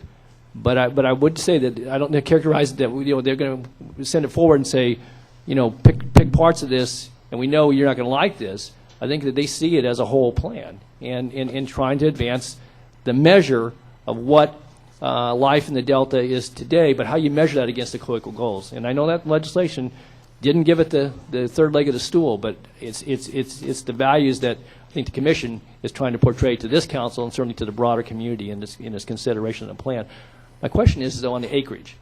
You're going to do this gauging, because I think it's an important point, because obviously the council is looking at this, but where that occurs, and I think you stated that in some of the information this morning in the conversation last night. That's as key as it is to the amount of acreage, whether it's where it occurs and then what it triggers. I think as far as the impacts, is that accurate? Yes. Yeah. Absolutely. In the same way that knowing what water reliability Right. is. Exactly. And what levels Both you want to go back to. If you pick a point in time prior to 1970 or 2010, it has a different impact on the economy of the Delta. Well, I just want to, moving from the combination political policy arguments and discussions we've just had, first of all, I want to commend you. Second, this draft is much, much better. It's much more cleanly written. And one of the things that I'd like to be able to see your final draft do is give us a way to describe the Delta. And you've got a good start in it now. But, Jeff, I have two suggestions for you. One growing out of what Don just said. It would be extraordinarily useful if you would just project what the Delta looks like 40 or 100 years out. Our time frame is 2100. Assuming no Delta facility, we'll limp along. I mean, how is the change that's going on now going to lead to the Delta, which, of course, involves you're making assumptions about whether the state steps in to repair every island that gets flooded and all of that. That would be very interesting to see, because, people always argue about the perfect world that's out there. The real question is, what are the trends like now that are going on that are likely to affect it? Number two, and this is minor, but you've got at least three different measures of calculations you use with the M-Plan, that's the acronym M-Plan, stuff that you highlight on page 4 of the executive summary. Total ag revenue, value-added measures, and output. And I know I'm an old guy, and I was brought up on gross domestic product, and it's antiquated, and economists hate it because it's not as much fun. But I think you need to explain, maybe in a boxed page, the methodologies. And I think to the extent you can, if you use them, you ought to try to use one rather than three, because I found myself jumping back and forth trying to figure out the value of agriculture in the Delta and other economic things, and it changes. Now, I understand why it changes, and I'm not disputing. Give some thought to that. The other thing is, it's impossible for us to understand the Delta using a total ag revenue, value-added measures, or output unless it's compared to something. You're right. What's important here is consistency. I mean, Yeah, right. value added is the measure that's consistent with Closer to the with GDP. And one reason why you have to use multiple numbers is that what people end up doing with these is comparing them to other reports, and other reports use different measures. And I mean, this is one of my issues that I have with certain researchers that have looked at water issues. Some of them like to use output, the big number when talking about agriculture in some parts of the state, and then they use net revenue or profit when talking about agriculture in the Delta, and we need to be consistent about that. But what I'm suggesting to you is, when you talk about Delta agriculture using one methodology, give us, if it's available, the same methodology for the state, so we know. I mean, if as a result of all this disputes, there aren't significant variations, I'd be surprised, but I'd be willing to accept that argument. I just can't find a way to easily, thematically, now understand it. So, and this is something you've wrestled with in other subject areas and debates too, so I think you're well positioned to do it. That would be very helpful for us, because my goal is to get to the point where the description of the Delta, hopefully many of these graphics that you're using and so on, are ones we include in our material, Delta Plan, supplement to, I mean, I just don't know. And so that consistency is really important in allowing us to do this. Yeah, I think there's more consistency than you realize. And, in fact, our if you're looking at measures of Delta agriculture as one example across other people that have done it, the next draft, actually, our estimate of the value of Delta agricultural output is up a little bit from this draft, because we heard a lot from county ag commissioners and California Department of Food and Ag of certain categories we were undercounting, and they were right about that in certain interests. And so we've made a few corrections that are going to boost that total up by about 40 million. But anyway, I mean, the numbers that are in this draft are actually lower than the Department of Water Resources calculation of the value of Delta agriculture. Now, after the revisions, they'll be a little bit closer, but I don't think there's that many. There's much discrepancy at all in the data. And some of the interpretation, yes. Okay. All right. Joe, fast question. And we have two people who want to speak. I actually don't want to ask a question. I do want to compliment the staff for the Delta Protection Commission for, while I disagree with significant parts of the plan, I think this is very well done. It contributes knowledge and information that's really important to us moving forward. It helps the dialogue, and I am very impressed with the effort that you guys have put in here, and I'm very impressed that you've been willing to take on difficult issues, not just with us, but with your own commission, and I understand how hard that is. And he's glad you're doing it. Thank you, gentlemen. Thank you very much, Mike. Jeff. Okay. Mr. Zuckerman and Mr. Slotnick. We're going to do this in 10 minutes or less if we can. We're going to move on to our next item. Mr. Zuckerman.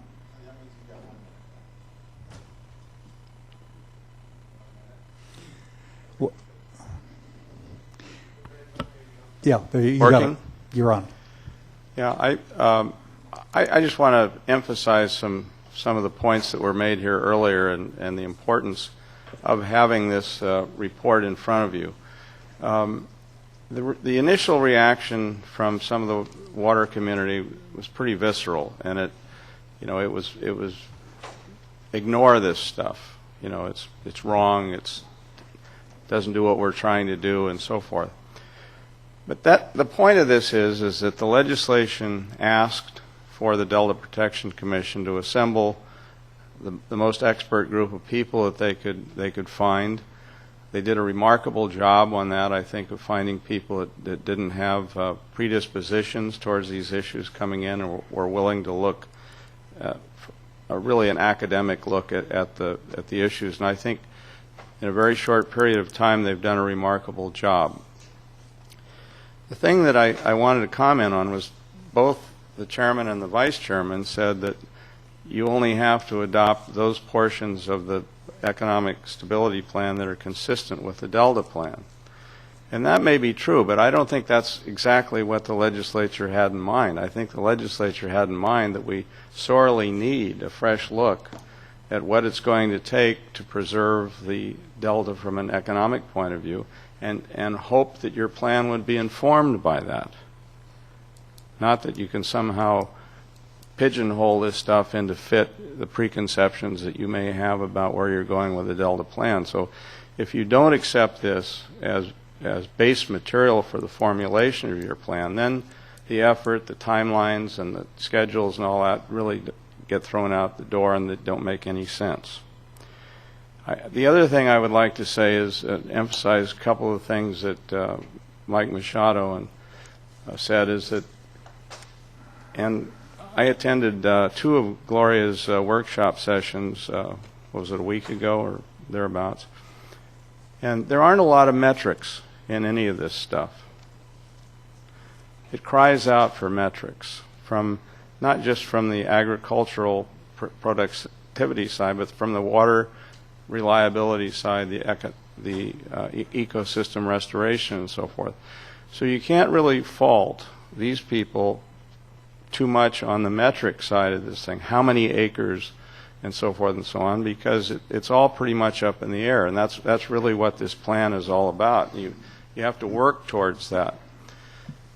I have suggested to you on more than one occasion that I think it's fine to have a 100-year vision out there somewhere, but what you really need to have is a staged program of things that you think you can accomplish within relatively short periods of time, and let the science catch up to provide you with some of the other answers that you're going to need.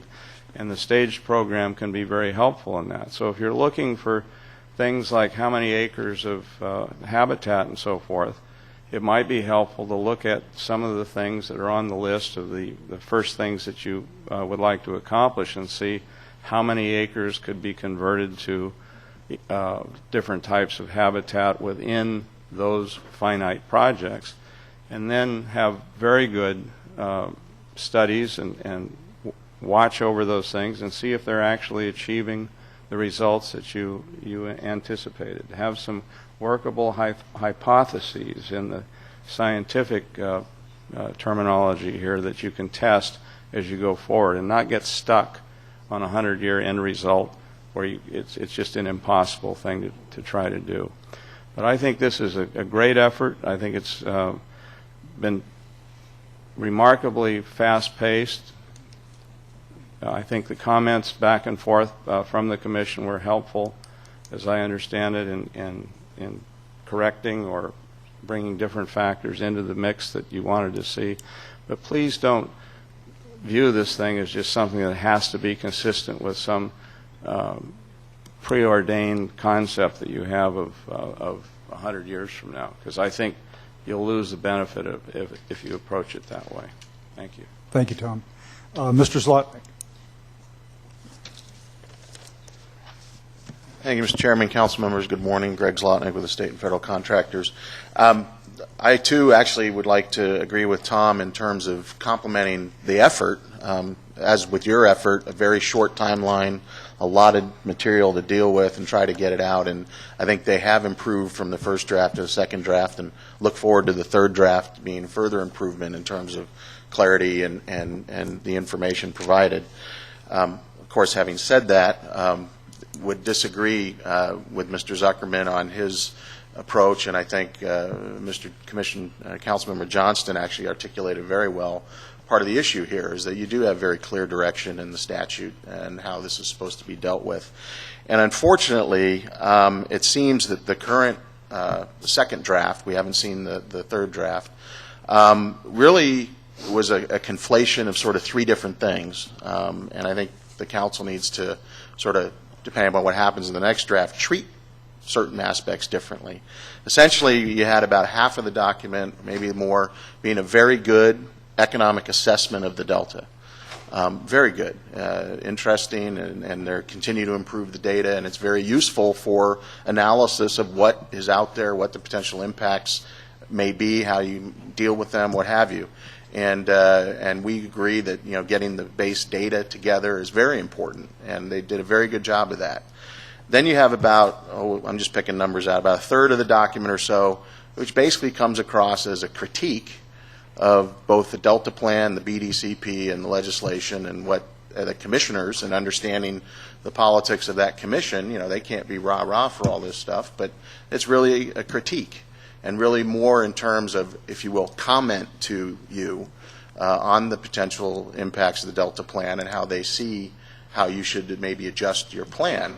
Well, that's a very different context from what the legislation asks of the Economic Sustainability Plan itself, which, although the legislation explicitly says you have the discretion to incorporate or not, very clearly those comments are not part of what was asked for in the legislation. I'll get to that. And then you've got about 20% or more of some very good recommendations for going forward. And what's interesting is that, and you haven't seen the document. I did go to the meeting last night, and when they went over the draft revised recommendations, they are improved in language from the second draft. There's still some issues, of course, but that's not to be unexpected. But there's a lot of good that can come from this in terms of dealing specifically with what the legislation asked for.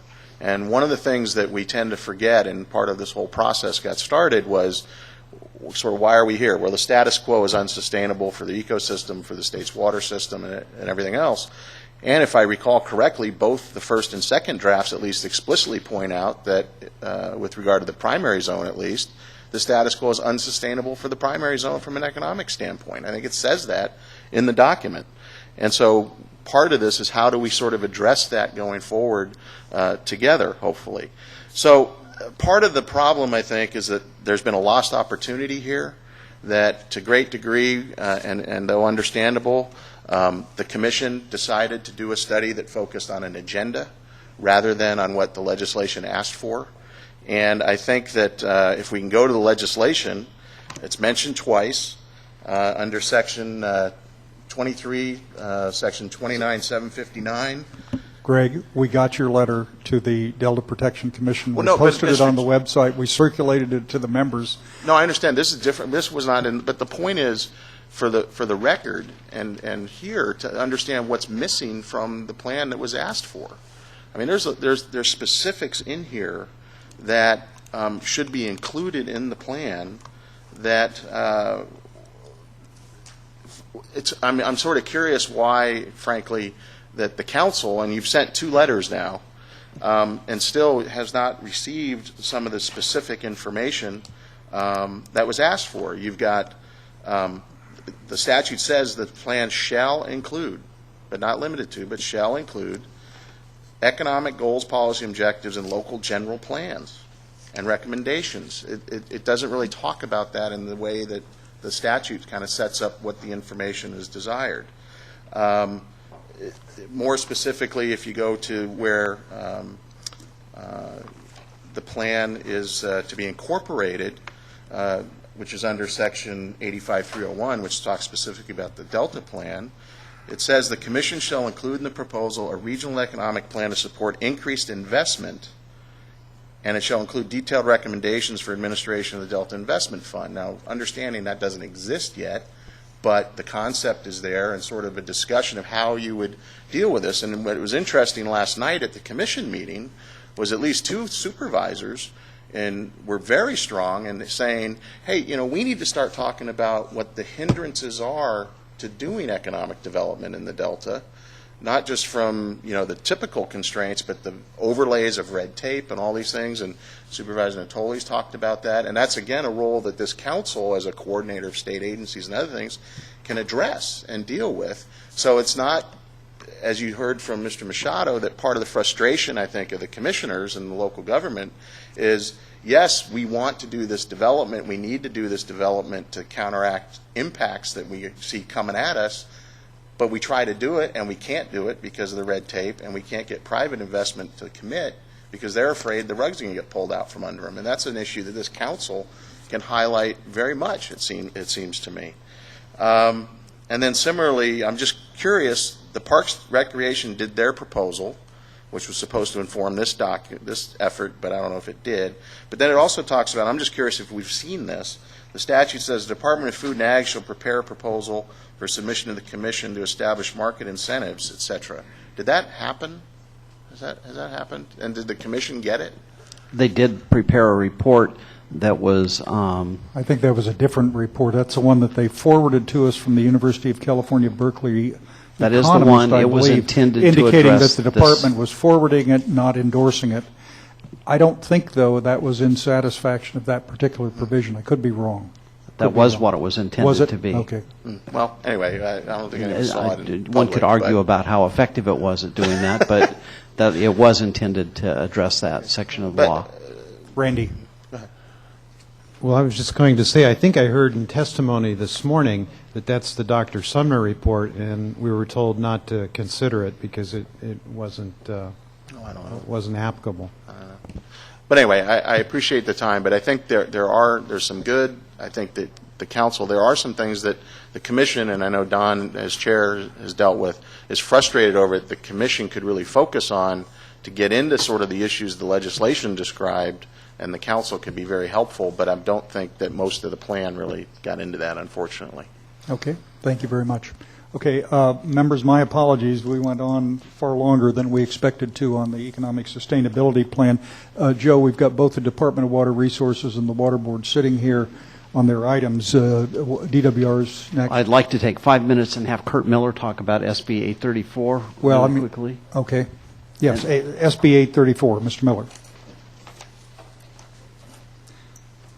Members, you have some supplemental material on your desk. This is the letter that I had sent to Governor Brown on my own behalf earlier this month. There's a short analysis of the Wolk legislation and a copy of the bill. Joe. Yes, Kurt. Mr. Chair. What we'd like to do is actually ask the Commission to endorse the Commission, or the Council, officially sending a letter on behalf of the Council to the Governor supporting his signature on this bill. Okay, Mr. Miller, brief explanation, please. Yes, your packet includes a copy of a letter sent last week by the chair, a summary of the bill, and a copy of the bill itself, 4 pages. The relevant part of the bill is the back page 4, which has the amended language. The bill, and under current law, there's a state policy to reduce reliance on the Delta through investments in the local regions. The policy is stated in the Delta Reform Act from 2009. This bill simply adds language saying that Delta-related regions or entities would add and have the option of including various elements in their management plan as specified in the bill. These include water conservation, technology improvements, local and regional water supply projects, et cetera. I think there's 5 of them. And that is what the bill does. Okay. Discussion. I know some members are familiar with it. Supervisor Natoli, I guess the County of Sacramento had endorsed at one point or another. Joe, your comment on this? Okay. The bill is consistent with the Delta plan. I think it's supportive of the direction that we're headed. Let's see if there's some public comment. Any comment on this area?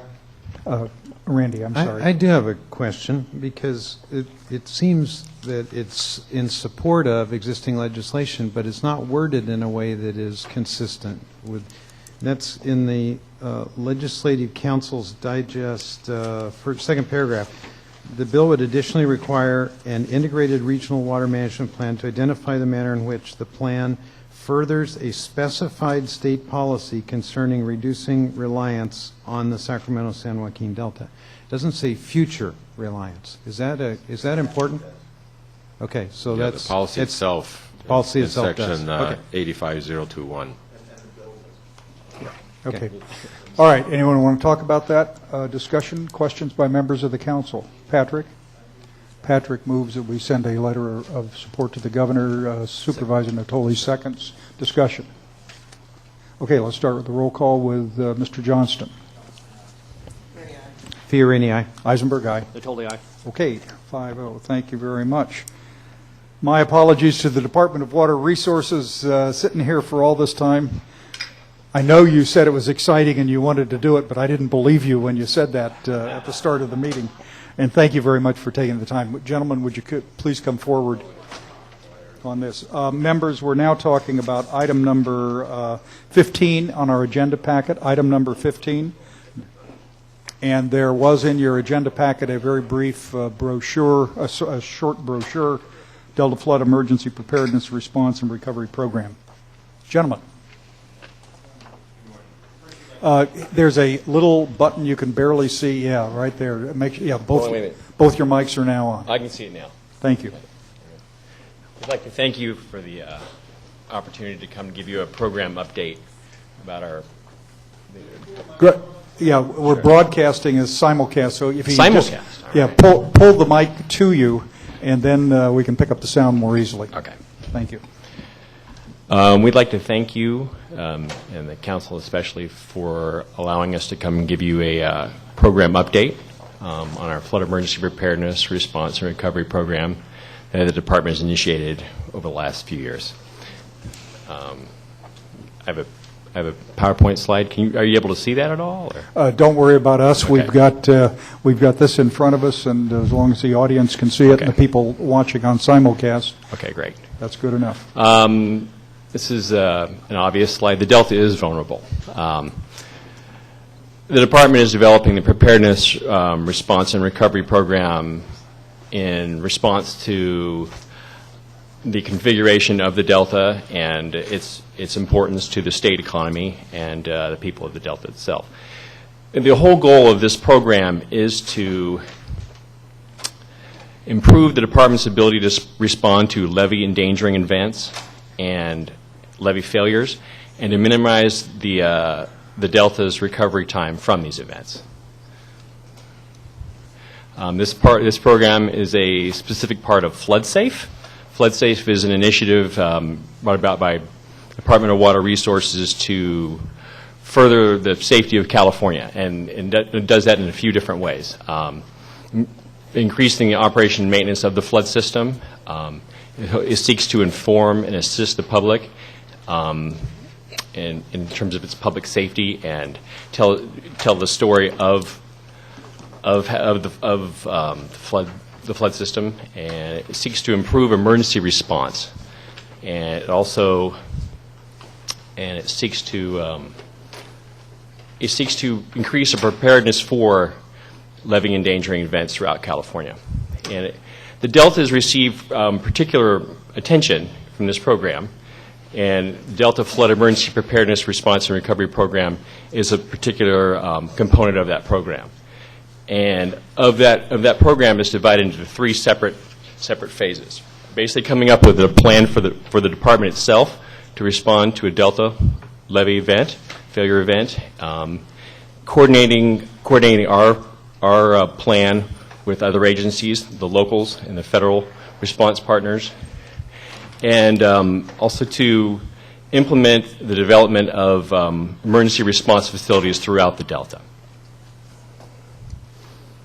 And as we seek to expand this program, the protection of public health, life, and property, in addition to the protection of critical infrastructure and the protection of the environment, will guide our response priorities. We received some legislative authorization from this in 2008 from the Parada Bill, SB X2-1. That allocated some money to you guys, Yes. too, right? Yes, it How did. much was it? $135 million was allocated to the Department of Water Resources. But that was for multiple purposes. How much for this aspect of FloodSafe? $80 million. Okay. Of which that is a particular kind of money, and we're seeking to change half of that money into capital outlay money to buy and develop the something called a waterside transfer facility in the Delta. That's the new Delta Emergency Response Facility? Yes. Yeah. Yes. Right now, the funds, and this is a proposal before the legislature to change the type of money. Right now, the funds are something called state operations funds, and they can't be used for capital outlay projects. But I think the legislative intent was to have us spend money on actual facilities, and so that's where we have a budget change proposal in front of the legislature this term. And we hope to receive authorization for that this coming summer.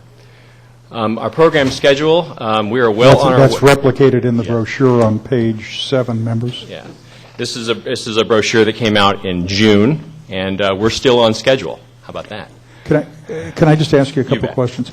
Sure.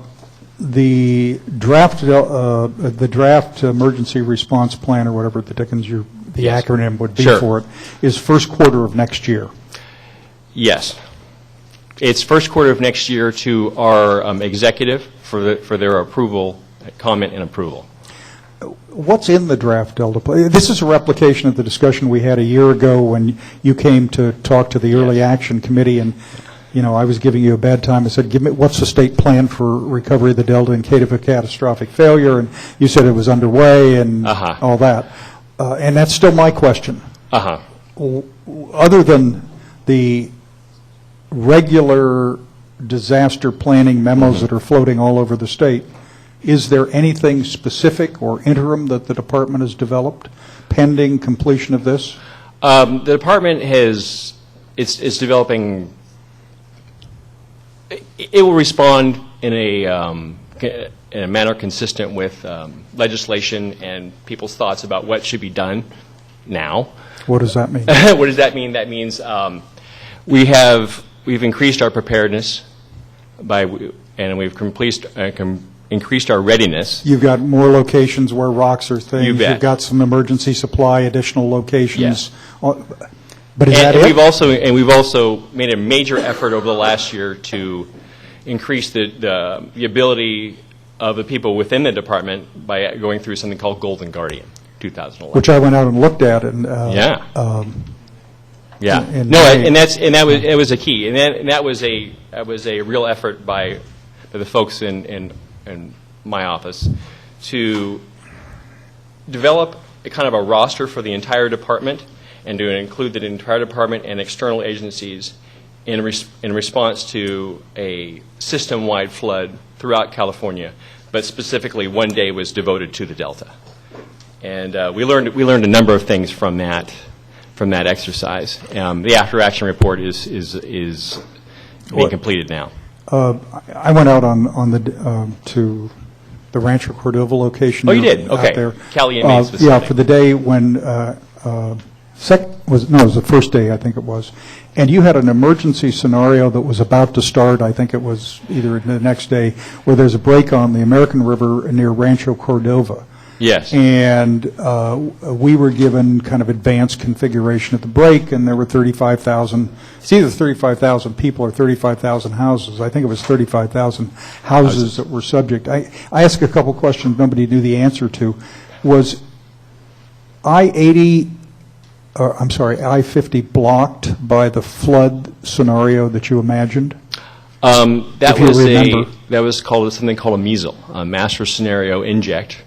And I wasn't privy to that. I was we were in the Delta operations section during that exercise. Do you have any idea how fast you expected the break to flood the houses? Because nobody there did.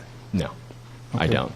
But I mean, if it's like a Delta island, it will take a day or two to stabilize. And it depends on how much water is coming out of the American. The thing that's always puzzled me, it puzzled me a year ago when you came to our committee, and puzzled me at watching this activity. There's, at best I can tell, there's no attempt to practice evacuation by citizens.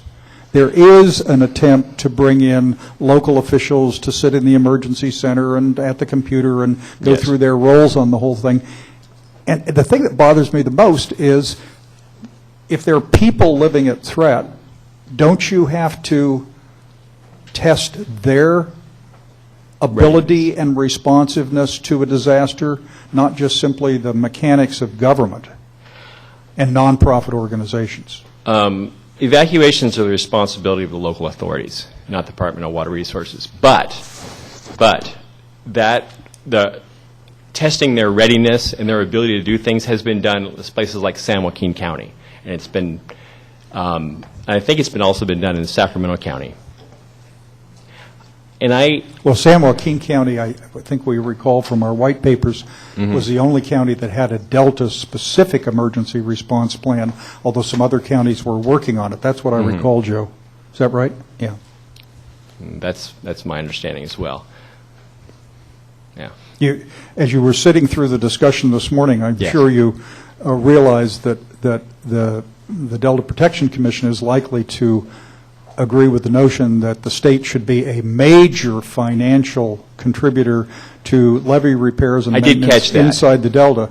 And by implication of that, you become a bigger player in Delta levees and emergency response. And I guess my frustration a year after we had the same conversation is, if there were an emergency disaster tomorrow How about that today? interrupted the Delta conveyance system, what steps would the state of California take? Well, we would respond to that as we normally would respond to it. The first thing we would do is gather as much information as we could, and then we would relay this information to we've got some specialized models. We've got something called the ER&R and the WAM model, and they're kind of models, and the RMA Bay Delta hydrodynamic model. The ER&R and WAM model is something that would allow us to understand where the water quality implications of island failure, and it also would allow us to project or estimate a cost and a time for repair. It would allow us to test different strategies for repair and recovery in a time frame of, let's say you could come up with a scenario and you could run it through the model in 10 minutes. Right now, the RMA model, I didn't write the RMA model, is something you provide information to, and it takes a day or two to run. So one of the major focuses of this program, and one of the things I think is actually one of the most interesting parts of this program, is we're developing this tool that the Department of Water Resources, people in the Flood Operations Center can use. And what it does is it pulls information that already exists from places like CDEC, California Data Exchange Center, river stage information, reservoir information, information about meteorology. There's a myriad of information, location of X2, places like that. And it will give you a sense of the strategies that could be pursued for the most speedy recovery. And it will tell you also how much it would cost, and it will tell you the level of effort and the time it would take to execute these strategies. How long after a disaster, how many days is it likely to pass before you have that plan available? What plan? Well, you wanted to plug in the scenarios at the actual event, make modifications. The tool that's actually the task order is on my desk right now, and we're looking to execute it, is something that you can get a preliminary idea of what to do in the space of an hour. I think the key point here is that we have these consultants on board right now. So if something happens now or in the next couple of years, we can have this analysis done. That may not be true in 5 years when the bond funds run out or this program, and this program is complete. So our goal is to have the model in-house and available to run. But right now we have consultants on board. If you had a catastrophic failure of the Delta levees, we can have this analysis done immediately. Well, but okay, every time there's a disaster, there's an the governor calls a special session of the legislature, and everybody goes in, and somebody passes the resolution that reinforces the request to the president for a state of disaster to get federal aid, and everyone does this and that and the other thing. Do we have the executive orders written that would authorize the governor with clarity to take emergency actions in this case? We have not developed that. at this moment. Why? Haven't gotten to there. That's actually part of the executive offices. Do we have But Do we have existing authorization to the Department of Water Resources? I mean, you have a continuing obligation to maintain the state water Yes. project. Do you have existing authority to take interim steps? For example, I'm just pulling this out of the air. From any During the drought in emergency? the 1970s, after a while, we ran a pipe across the San Rafael Bridge to Marin County. Do you have existing authority to do something like that in the case of the interruption of the Delta Water export system? Yes, that's under the Emergency Okay. Services Act. That's right. That's what I thought was true. What would you do? I think we need a scenario. I'm not quite sure what your question is. What do you mean, what would we do? Well, I mean, we would respond to the emergency. That, depending on what the emergency is, will depend on what our response is. So are you talking about a catastrophic failure, one levee failure? One levee failure is very easy to handle. If you're talking about a catastrophic failure of multiple levees in the Delta, multiple islands, that's way beyond the department's ability to even fund. That requires legislative action. I understand that it's easier to deal with one levee failure. Jones Track may have been the wrong response, but it was a response. But it just constantly puzzles me that the Department of Water Resources does not have a set of options on the shelf now to try and provide water you are legally obligated to provide to people who expect it. And I understand in a catastrophic failure, you won't be able to do it for 30 days or 3 months. But there's a point at which... Are you talking about optional supplies, like from other sources of water? Yeah. What's the rule on turning to Turlock Irrigation District, which has their own thing, adjust your flows and your conditions? Do you have a plan to do that?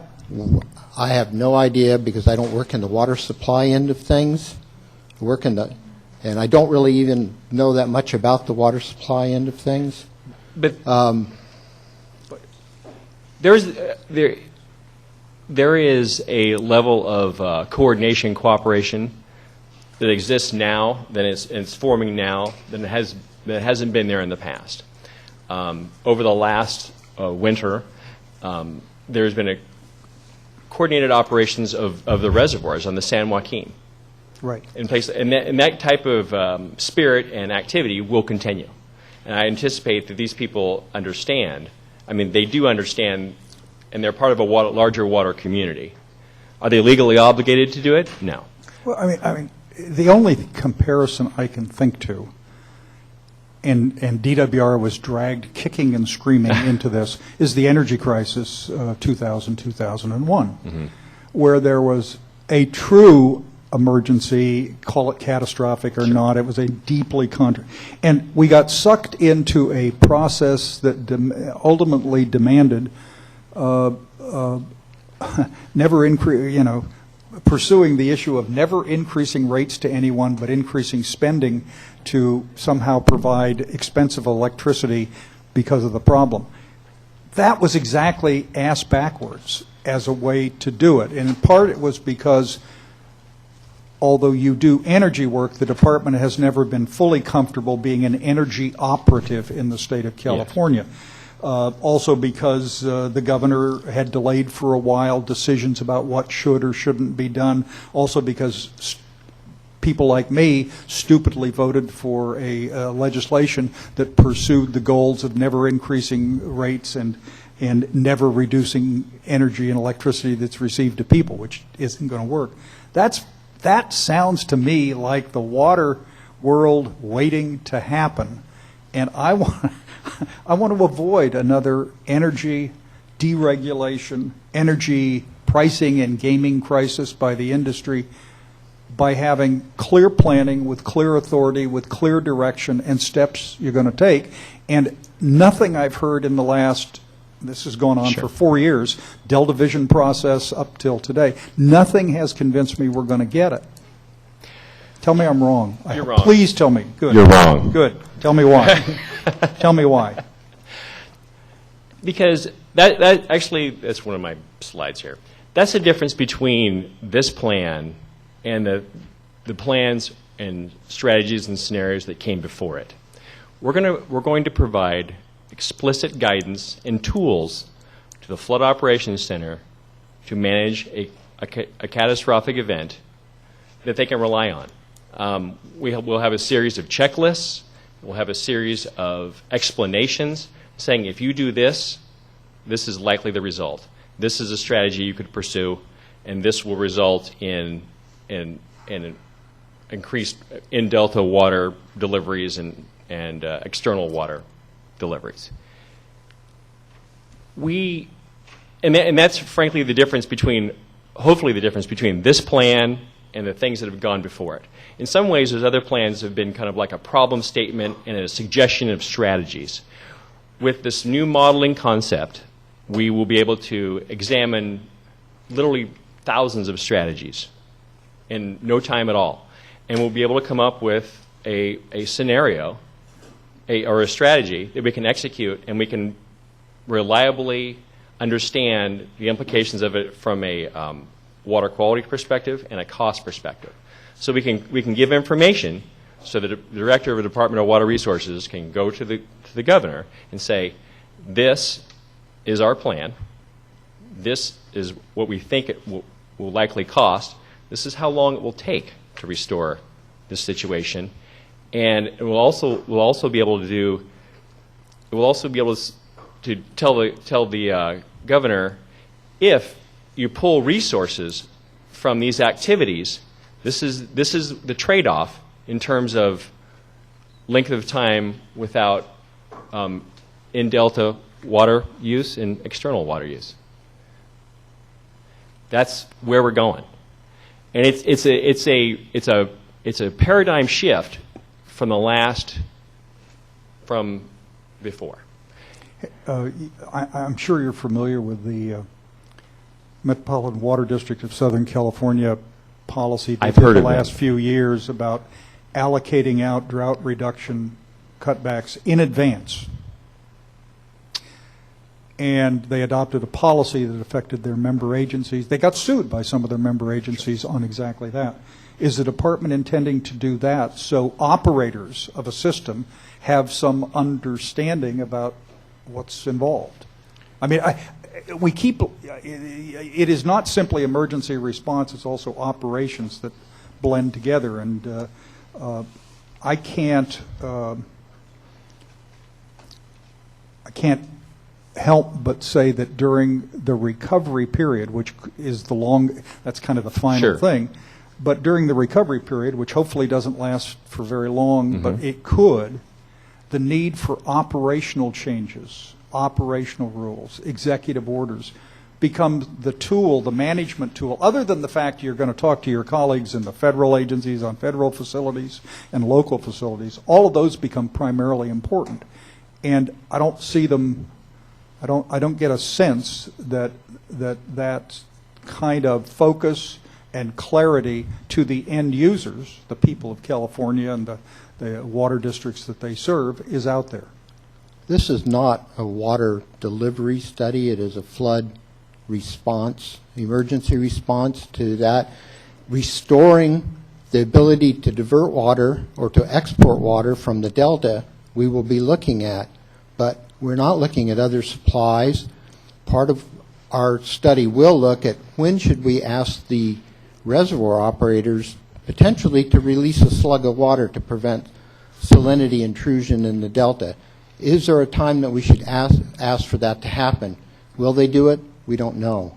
We would like to have an agreement that under certain conditions they would go ahead. So is it, and if I'm misrepresenting what you just said, you tell me, it's fair to say that this study will not provide any details on the restoration of the existing water export system?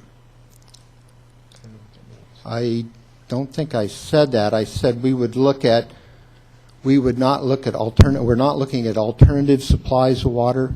We would be looking at how we would restore the export capacity from the Delta. Is the department looking at that period of time during interruption where water supplies are affected, and is it developing clear policies on what the consequences would be. We are not doing that in this program. I don't know if the State Water Project has looked at that or not. I remain puzzled by what we're going to get out of this. I understand the methodology, Sure.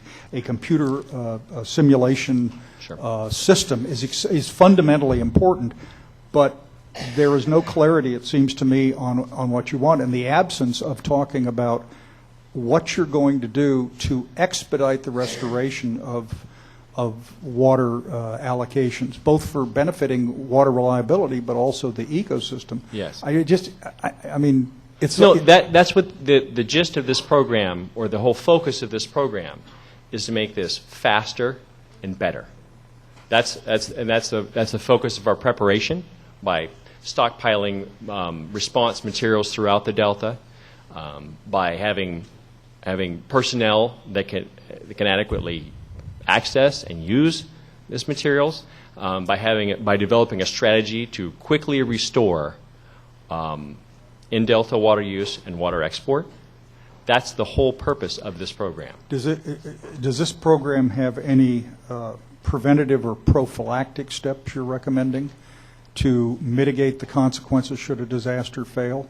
I mean, redesign of channelization or anything? We haven't gotten there yet. We're still in the process of evaluating that. The consultants are looking at what islands fail and how that affects water quality. We were kind of surprised so far that a lot of the results aren't showing as bad water quality issues from certain island failures. And it has a lot to do with what time of year. And There's a lot that goes into to determining that. One reason we wanted to develop a interactive computer model is because the possible combinations of permutations of islands and channels and the potentials for failure times a year is almost impossible to look at without having a model being able to execute it. And through this program going forward, at the beginning of this program, the modelers were not clear whether they could develop this tool, and so we asked them for this tool. This was the whole goal, is so the department could quickly assess and develop a strategy in case of a catastrophe. And so we're on the trajectory to finish that. And within the last few months, the modelers, who are the smart people, have said, yeah, I think we can do it, and we have the tools to do it. And so we're adding components to it to help inform our executive too. We're having specific reports from the tool. And we want to be able to give our executives options and strategies, and to have them understand the trade-offs so they can further present them to the governor. That's the main focus. Joe. Yeah, I just want to clarify.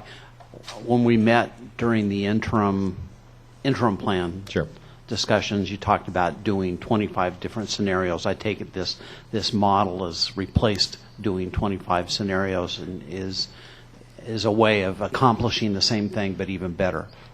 We can do 25 scenarios in an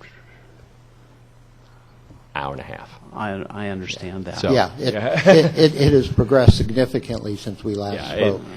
It's beyond our expectations, and it's close to really what we wanted. So, having been one of the executives in the past, yes, I understand your need to inform them. One of my interests is in making sure that it's broader than that, because it's possible that if you had the catastrophic failure, and I think that's the thing everybody's worried about, that you end up with, I don't know how many levees that fail, and depends on the time of the year, but in the worst case scenario, it could be pretty bad.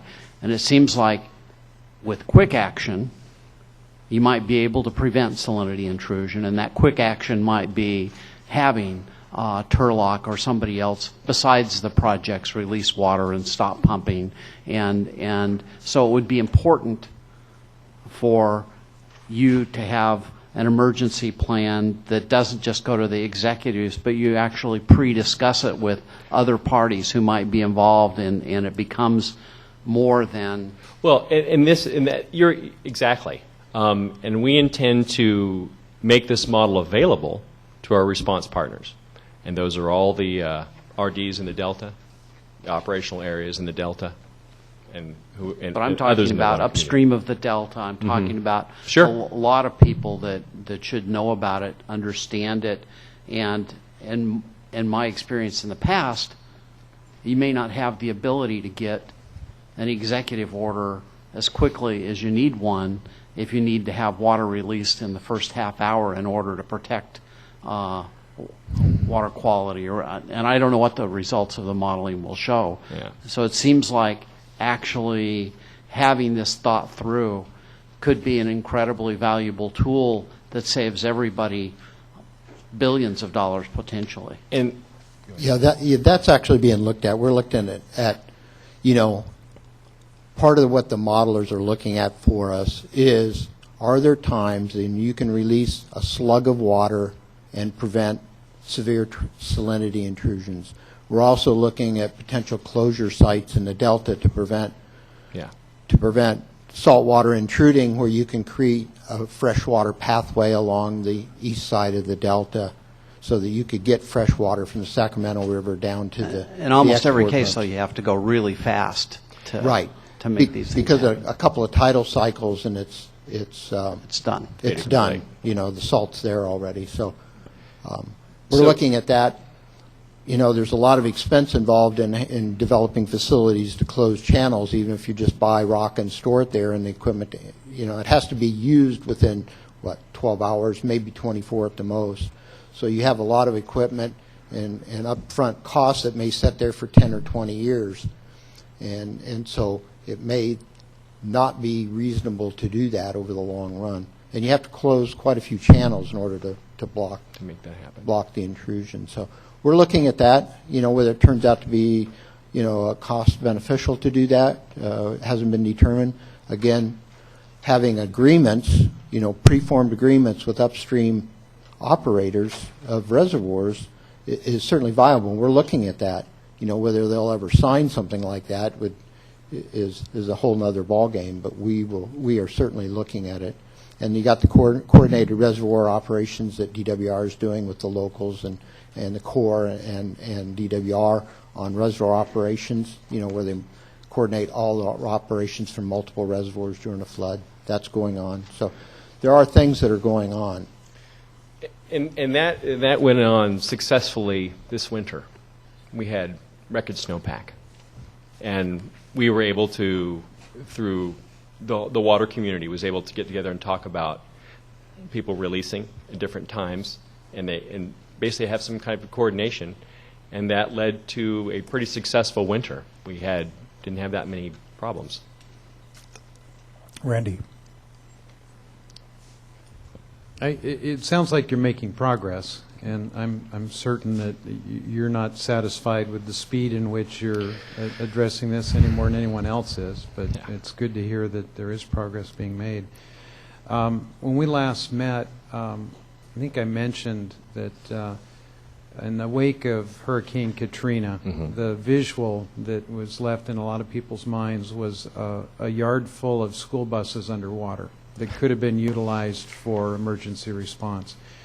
Are we at the point in the work that you're doing that you feel confident that you've addressed all those obvious kinds of things that in terms of multi-agency coordination, that you've addressed the basics and now you're working on the details so we won't find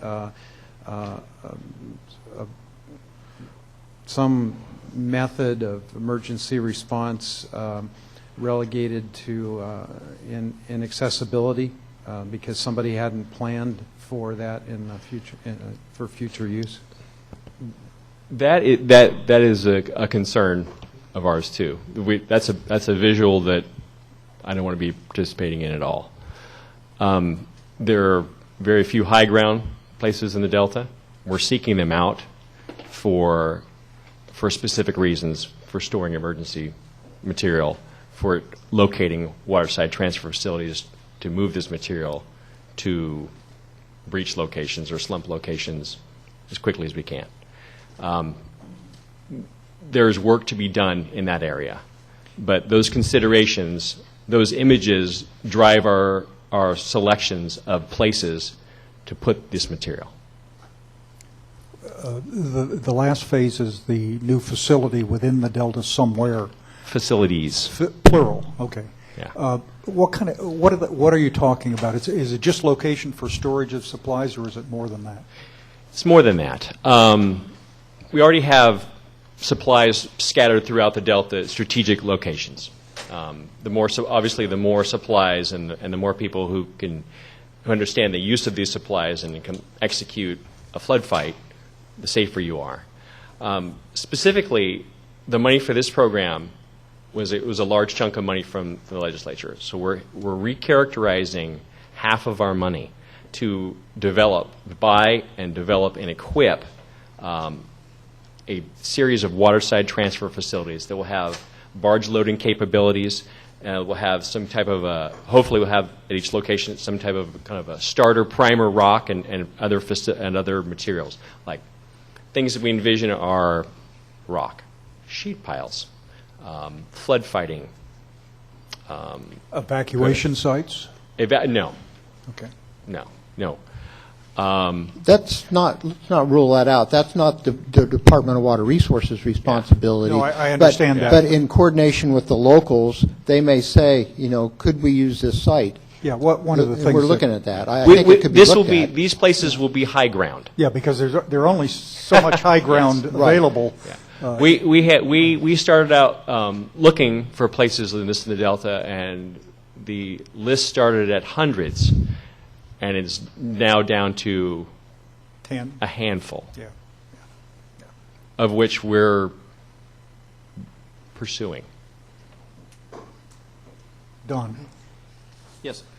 Just in looking for your locations, the state, DWR, but other state entities have lots of areas that they own already in the Delta, and Yes. I guess I would trust that you would be looking to some of those areas. They may not be suitable for the variety of reasons you've kind of been talking about here, but just kind of the issue of acquisition of additional lands, it would seem to me that there's probably holdings and or cooperative agreements where you may have other lands that have either storage yards associated with them and or corporate type of facilities where it may not be on the level and scale that you're looking to do in any one location. But I would just, again, I wasn't clear about kind of what the approach would be there. I know you're looking to partner, but everybody always seems to have, and this is not unique to state government, but got to have their own facility, their own staging yard. They want to have for a variety of reasons.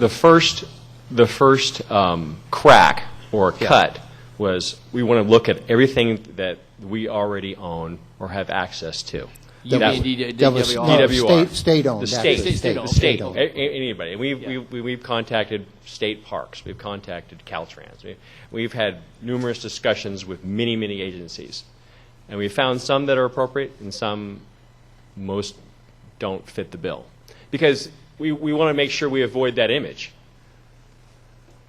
The biggest thing, of course, is you want it above floodplain. You don't want to have your flood fights materials stored below floodplain, have it flood. I mean, that's kind of like the school bus flooding type thing.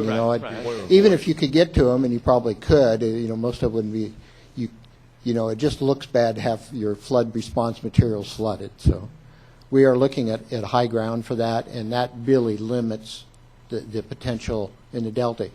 Even then, we probably will have to do some work to increase the ground surface in some of the areas that we're looking at. Haven't you done that on some of the emergency sites? I recall there was a little reinforcement of one of the sites.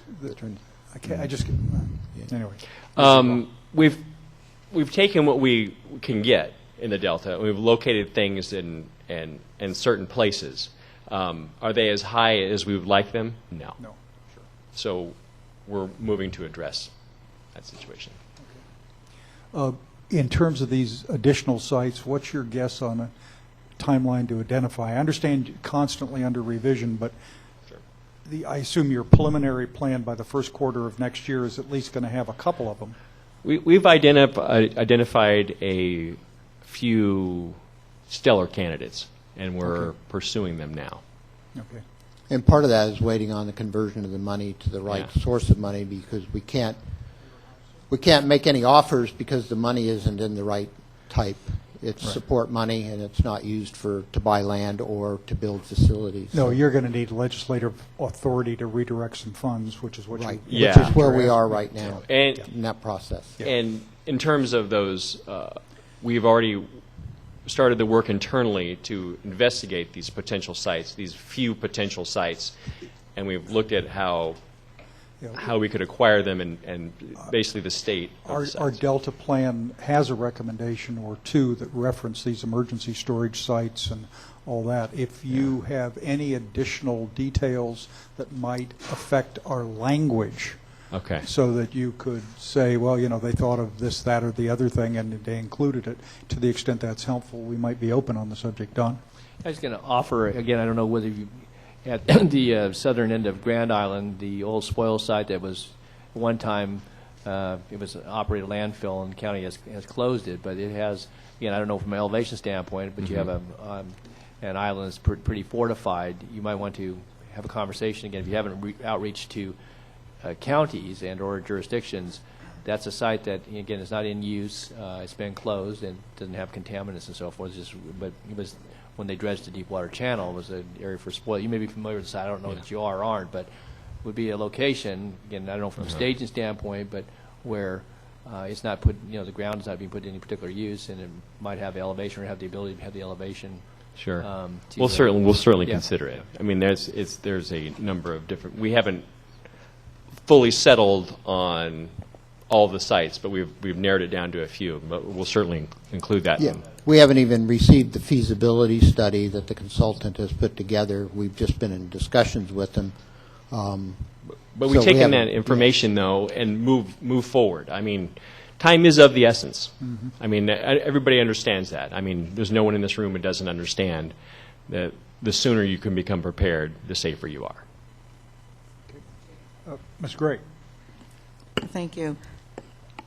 It's obvious that your program is very important, and you just kind of said that last, and it is critical that we do have an emergency response, but looking at your schedule, and I think you indicated that you're on time, and so it's very important to meet those deadlines, but I want to kind of go back to something Phil said and Randy in terms of emergency response now, what will happen. Mm-hmm. We all do not want to say anything on the TV like Katrina, and you kind of talked about what could happen. But I really would like to emphasize that it's really important to have some kind of interim response, because we're on borrowed time. We don't know. And I know that you kind of alluded to some coordination of local activities or local efforts, but that's very important to have an interim plan. And I haven't really heard you specifically talk about an interim plan that the state has to address that. I know the plan addresses, I guess, water supply reliability when you talk about facilities, and that won't happen until 2013, so that's 2 years out. But also people, property levies, and et cetera. So I would like to really hear from the state, what is your emergency plan specifically? And maybe you can't answer that today, but I think that's important to bring that information and to look at that and come back with something specifically we can do now. A lot of the documents in the past have offered those strategies for a catastrophic failure. How would the department respond to a catastrophic failure? And they provided guidance and they provided scenarios. There was one in 1986, a report to the legislature. 2007, we completed a concept paper that talked about all of these strategies and the tools that we have at our disposal now to implement these strategies and to respond to the emergency. That knowledge and those things are in place now. The systems to respond today are in place. The whole gist of this program is to make our response more efficient and faster, and it, like the this emergency response and repair model, and there's something called the water analysis module, the WAM model. These are quickly run spreadsheets and other databases models that will provide you a strategy in hours. We know what to do now. We're trying to make sure that our plan and what we have going forward is more specific. Yeah, there's a whole series of things that go on if you have an emergency. I mean, you immediately go under the SIMS, the State Emergency Management System. You fall under that immediately. CalEMA is the lead agency when there's multi-agencies involved. So so they're the lead agency for major disaster, just as FEMA is at the federal level.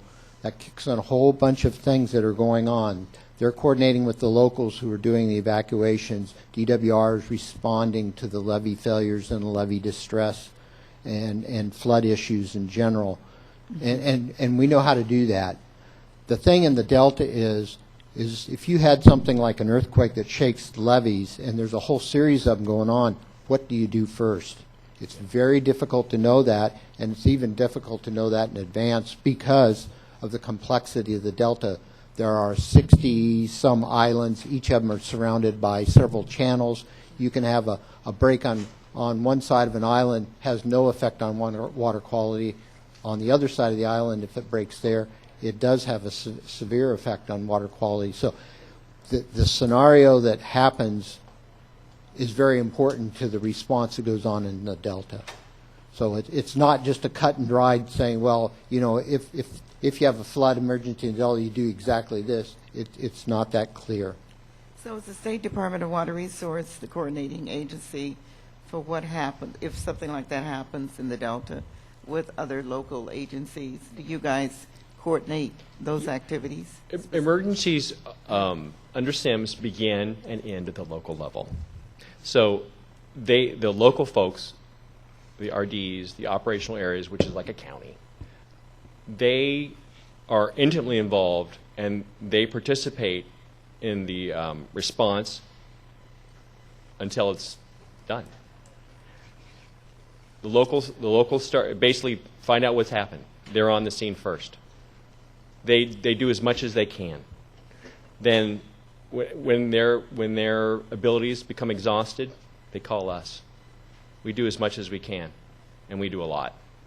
And as soon as we foresee that our ability to handle this event by ourselves, by just the state, is jeopardized, we call the feds.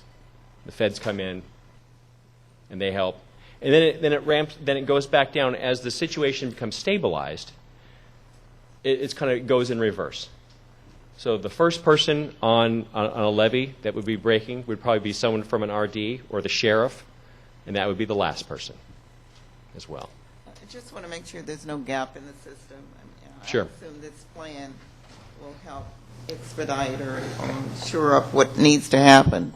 And maybe Don can speak to in terms of the counties, in terms of what happens there. I know funding has been an issue and so forth. Report that Sacramento County is a key player in this plan and these efforts, and we have a solid relationship with Roger Ince and those people. Right. We have an Office of Emergency Services and actually have a command center. Work regionally. We have that happens to be located in McClellan, but it takes into account a variety of emergency responses in the county. And I think one of the things, Gloria, just from Sacramento County perspective, but I think other counties have, again, in light of events over the last couple of decades, had some experience with actual flood events. Obviously, we know from where states responded, but even localized flood events. And so there's been a good deal learned, both from law enforcement, but emergency responders, and coordinating at the level with the state and federal agencies, both during the crisis, but also obviously in the cleanup and recovery portion of that. And the Delta obviously is the key focus here, but I know that there's a real strong effort amongst the five counties, and certainly San Joaquin County, as the chair indicated, has taken a strong lead there. But we've learned a lot, and again, worked closely with state, but certainly the reclamation districts are key in this, because it doesn't have to be at a time when you might more expected, when you have heavy rains or high winds and so forth, as we well know with some of the things in Delta, they can happen, early summer in the middle of the day. So, yeah, the rec districts and their folks are Johnny on the spot. They're the first people who will notice it, and they're the first people who will call us, and they'll also call their operational area. So, I mean, that's they make one call. Probably, let's say, if they're in San Joaquin County, the Office of Emergency Services in San Joaquin County, then the next call they make is to us, the State Federal Flood Operations Center. Yeah, they're supposed to work that way, that they call their regional operations center, which is the county in California. But since we all have pretty close relations with most of the RDs, they call us as soon as they call them, or sometimes even before.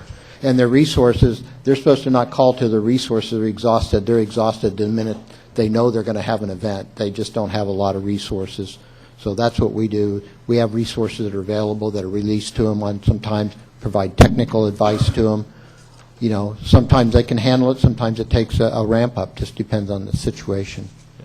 But SIMS will handle every level of that. That's the reason for it. I would just add, I think, as soon as you know that something's occurring, it's that mobilization, because as I think this council is well aware, certainly you folks who work in it every day know that the more immediate the response, the better chance you've had to, depending upon the nature of the event, to avert a bigger disaster yet. And so time, and I think that's part of what Gloria's question is, the urgency by which you're able to respond, and then who does that, so you don't have this chain of command that takes 4 days to figure out who's going to be where, and when that trigger gets pulled.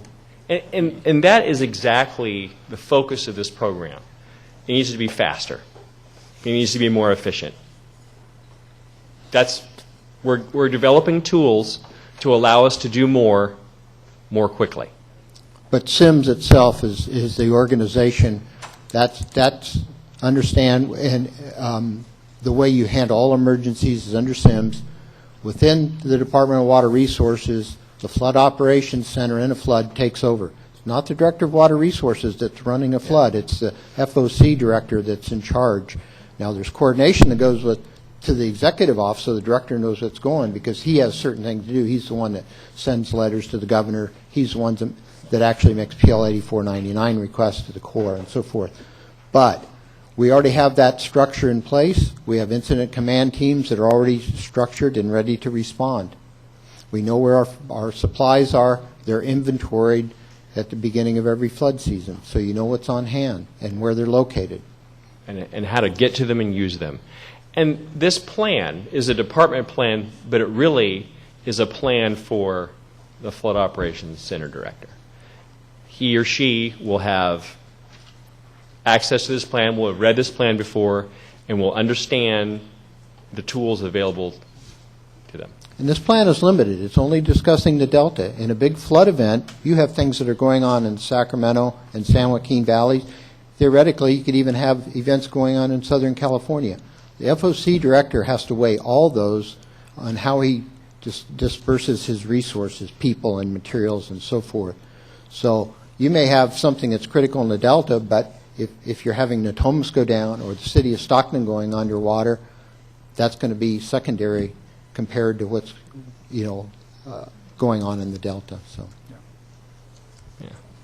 Okay, gentlemen, thank you very much. Thank you. You're welcome. And get us those details on language you might want to see on our support for new variable sites. It's in the Delta plan. It's in the Delta plan draft already. A recommendation to expand emergency location sites. Take a look at the language if it's not broad enough for you. We've been coordinating our comments through Bob Yaden. Oh, okay. And, all right. And we've provided some estimates of cost and things like that for you. Great. Thank you very much. Okay. Mr. Grober. Well, members, we're now on our last item, item number 17. Item number 17. Whoops, is it 17? No, it's 16. I'm sorry. went a tab too far. You'll recall that last month, I think it was last month, Mr. Fiorini had suggested we get an update from the board on flow stuff, and this is in response to that. And Les, my apologies for having you wait long beyond the scheduled time. I appreciate your patience. Oh, it's no worries. I enjoy being here and listening to what you're discussing. You always say that, and I wonder myself, he's so nice about the whole thing. Does he really mean it? What do you And it's still true. Yes, sir. So I'm happy, good morning, Chair Eisenberg, Vice Chair Fiorini, council members, and the public. I am happy to be here again to provide you a brief status update, particularly given the time, but also to answer any questions you might have as to our processes or how it relates to what you're crafting and putting into your Delta plan. I'd like to be continuing this conversation that we've had with you. Maybe the best way to start might be for Randy. You had some questions you wanted to present, and then let's get into your memo from that questioning. Yeah, Les, the question came up at our last meeting about what precisely is our policy asking the State Water Resources Control Board to do in terms of determining flows. We have our ERP1 that is two different timelines, one for flow criteria for the Delta and then a second for the major tributaries, a 2014 and a 2018 timeline. It wasn't clear to me, nor did it seem to be clear that the people that were trying to answer that question understood fully what the board process is, what will be the, once flows are determined, how they will be enforced, and then and then a better explanation of the process that the board would go through to determine this. And then the final question was, are the timelines reasonable given the current budgetary constraints and staffing? So kind of a big picture view of is it clear what the policy asks for, and describe for us what you interpret that to mean and how it will look as that process unfolds. Sure, that actually lines up very well with the points that I had here that I wanted to hit. But I'm going to start with one overarching thing, which I think would be useful, is really to provide just some definitions, because there's talk of, and in the A and B, on the one hand, it speaks to developing and adopting and implementing flow objectives. And then the Part B talks about flow criteria. So to make very clear, let's start with flow criteria. And where some of that language came from, as you may recall, the Delta Reform Act directed the State Water Board to develop flow criteria for the Delta. In that usage and in the usage here, and as I'll be talking about today, the criteria has no regulatory basis. That is a number that is just can be determined based on, well, what do, for example, what do various fish species need, or what do you need to protect any of a variety of uses? And it's just a number, but it has no regulatory basis. And because it has no regulatory basis, and because it did not require CEQA, that is why we were able, over a period of about 9 months, to develop that report that had flow criteria. It has a lot of useful information, but it has no regulatory basis. On the other hand, to go through a rulemaking to establish flows that have a regulatory basis, that's a quasi-legislative process. It requires us to do CEQA. That is what's called our basin planning process. So as part of, say, for example, our update to the Water Quality Control Plan, we go through that process. That's actually similar to what you would be doing for other water quality objectives, what the regional boards do for their water quality control planning. So that's so very briefly, the difference between a criteria and an objective could be many years and many $1 million. Because one has regulatory effect, the other does not. And it does not. So Yeah. it's much more process laden. Yeah. So that's important in terms of what you're asking for. What is it that the council wants to see done? Can you further differentiate in regards to flow objectives between water quality and water rights? These are adopted as part of a water quality control plan under our Port of Cologne authorities. So within that context, a flow objective is a water quality objective. So that is part of, so that's why, and then if you look at it, if you take a step back, why do we have even the Bay Delta plan? Well, it's because it does deal with so many flow metrics.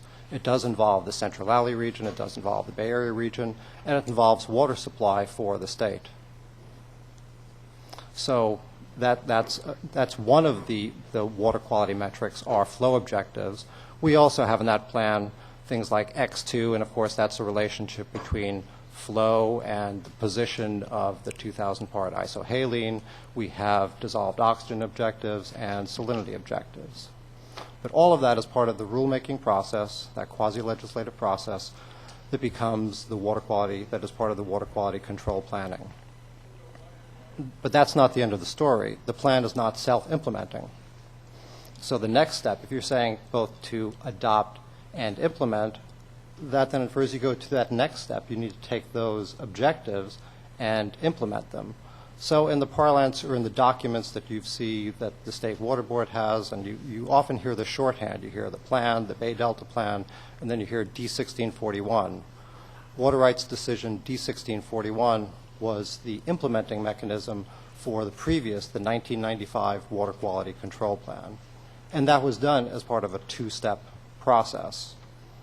And again, here, that is something that we would do as a two-step process. You could run those processes concurrently, and then that starts getting to the timelines that you're proposing here for the State Water Board. That's an ambitious time frame, the 2014 date, because it would require that we do the science for the flow criteria. We have some of that, and it means synthesizing that information. It certainly involves doing the environmental documentation then for the planning part to consider and adopt the objectives. And then it would require the next step, a water rights proceeding to implement those objectives.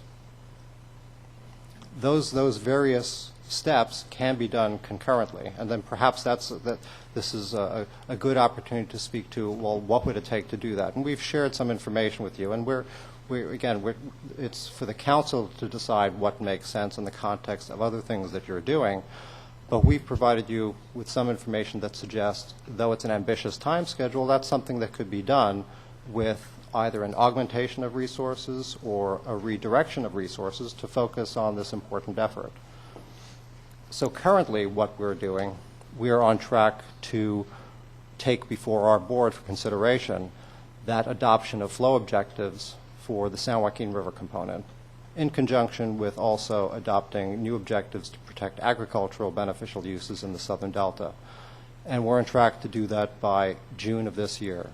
And just a little bit more detail. June of next year. June of this next year, yes. We're not doing things in arrears yet.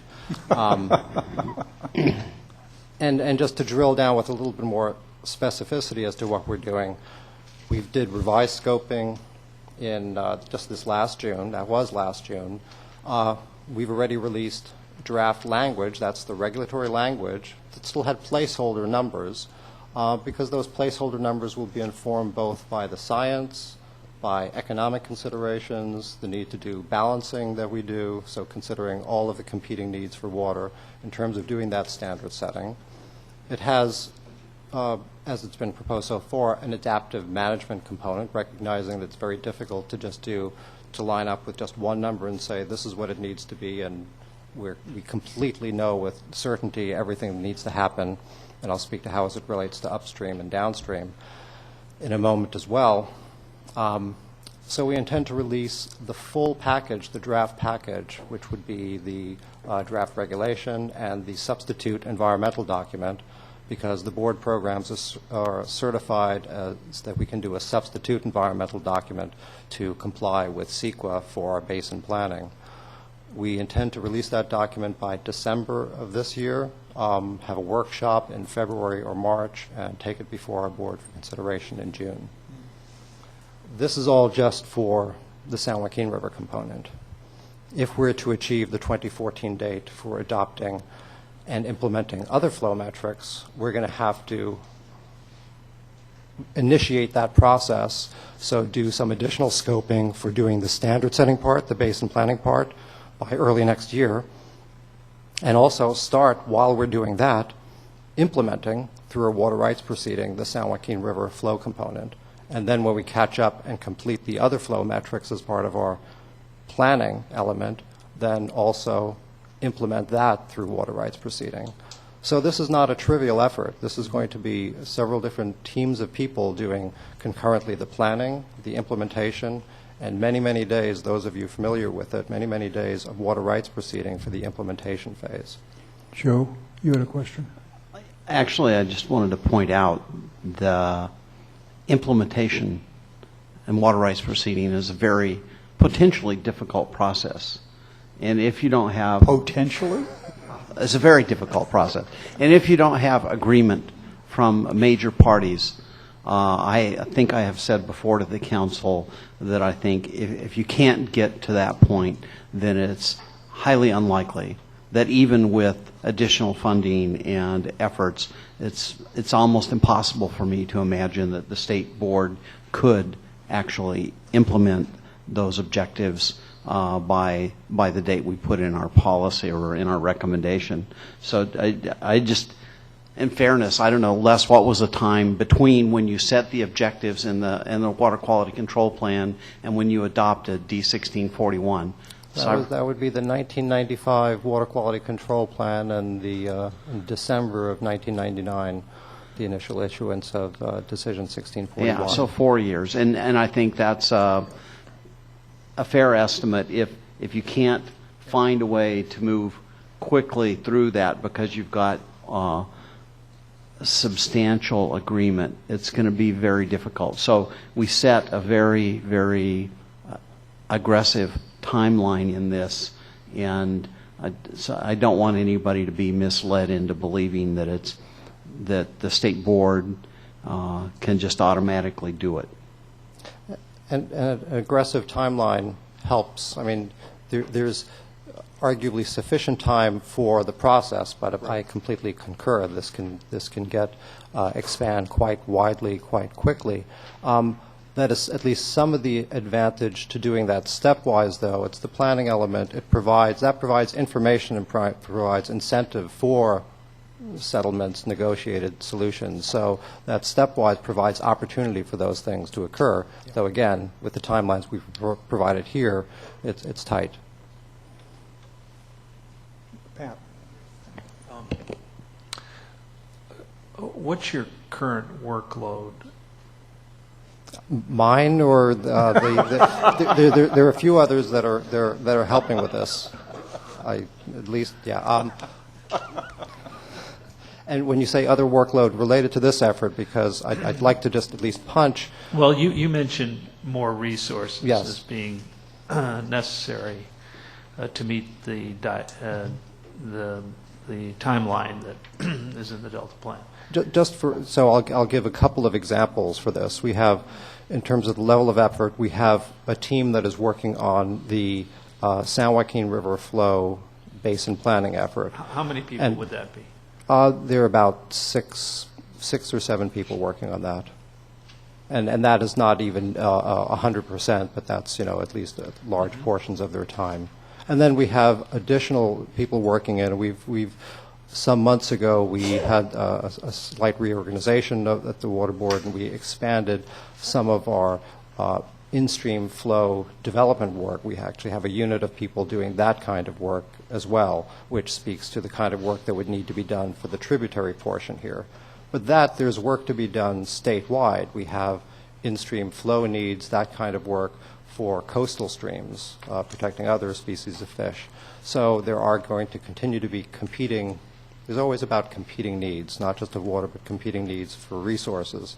So doing this, and we've given some estimate to do the delta work and the tributary delta work over the next 7 years, would take about 30 people really to achieve these goals. So it would take some rediversion of effort. And we are fee-based, so it would take diverting people from doing some of our other standard water rights work having to do with processing applications for water rights and change petitions. Are you, do you have a queue for that? Yes, we have a queue and a backlog. And so how large would that be? I don't know the specific numbers of the different types, but it's a multi-year backlog of applications. Even though that's fee-based? That's you correct. derive revenue for Well, that? yes. To hire staff? That's correct.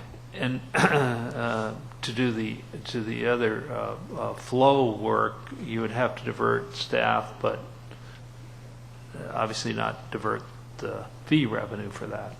Well, and this is where there are different ways of doing the types of work that we do. And developing flow criteria, developing flow objectives, just as your draft plan recognizes, it's really a fundamental issue statewide, as it is for us. So it's not as if we would just be doing that work and then none of that other work gets done. It really informs water rights work that needs to be done in general. It's like it's helpful in terms of being able to provide a permit to an applicant for water to know what are the water needs of the water body in question. But again, there's the geographic split, and that we're focusing on the delta. What's the significance to the applicant of being in a queue that's several years long? What is the significance? Well, yeah, I mean, is it a big deal? Is it worrisome to the board? Is it worrisome to the applicant? Yes, it's. I think all would want certainty or know what could be obtained in a reasonable time frame. You're so calm, I can't tell what it is. what bothers you. Well, doing this, not much. It's perhaps I don't want to underestimate that, because every project. So some people, if they can't get into DMV this afternoon on a Friday afternoon to re-register their vehicle, they're upset. Now, if you tell them, well, you can get to it next week or next month, that's one thing. Now, you're talking about years, and I don't know how to evaluate whether that's a big problem or not. And number one. Number two, I don't know whether these other assignments, as important as they are, would experience delays, or if staff was shifted to that, it would increase the backlog somewhere else, or if there are resources available, and where those might come from is another question, not here, but could you go hire more people? Well, we are continue to be constrained with the budget that we have and the resources that we have available. That's something I think that we've suggested. I think the council has also proposed, to the extent that we would have additional resources to help with the effort, that could help to expedite things. I mean, the board will need to decide, and is in the process of deciding, how to juggle the various priorities. As I said, some of the work that we're doing will help over, some may argue it, but will help over the long term in terms of informing what we need to do with regard to water rights applications very broadly, at least within the geographic area of the Delta. To the extent that you would move any resources from looking at, say, coastal areas to the Delta tributaries, that will have an effect. But it's always about competing resources, competing needs, and we don't have unlimited resources. But we're going to, based on the recommendations by the council and also the determinations by the board, continue to juggle the resources. And I really don't mean to be cagey. I just want to be mindful of, for water rights applicants, that is, for every single applicant, that is the highest priority for them, and Right. we recognize that. I would think so. There is a hopper in terms of an order and priorities of things that have come in. All of this backlog is not also, it's as if we have a pile that we just need to be addressing. There's continuing work for many of those that need to be done in terms of doing CEQA, doing other things. So it's not as if it's like it's just waiting and hinging just on the board's actions, but there is a lot of work to be done. And we have to, I don't think that's dissimilar from any other state or any agency entity of juggling what to do in a time of more scarce resources. Randy. There, Les, are at least 3 tributaries that are undergoing FERC relicensing in the time span of the make sure I get the right term, the flow. So how does that factor in to the state board's work? This is all, I'm glad you asked that. It's all a very interesting puzzle because this speaks in some ways to the concern also. Well, you're doing this, the downstream delta by 2014, and then you're moving upstream by 2018. Didn't you already get it done? Is there anything left to do? And in some ways that speaks to some of the FERC relicensing. Not everything lines up in terms of time when these FERC projects are coming up for relicensing. And at least 2 of them, for example, we have now on the Merced and the Tuolumne River. That is occurring at the same time we're going through our basin planning process to develop and adopt flow objectives for the San Joaquin River, which incidentally includes looking into each of the tributaries. So we'll be setting at least narrative flow objectives for each of the tributaries as well, the Merced, the Tuolumne, and Stanislaus. That is why we're crafting this program at least to have an adaptive management component, recognizing that as we get more and more detailed information and real-time information, we're going to need to be able to be nimble and react to that to make the adjustments that are necessary. With regard to the implementation, the plan is not self-implementing, the water quality control plan. We recognize that one of the implementing mechanisms could be through the FERC relicensing and through our water quality certification process that would condition those projects.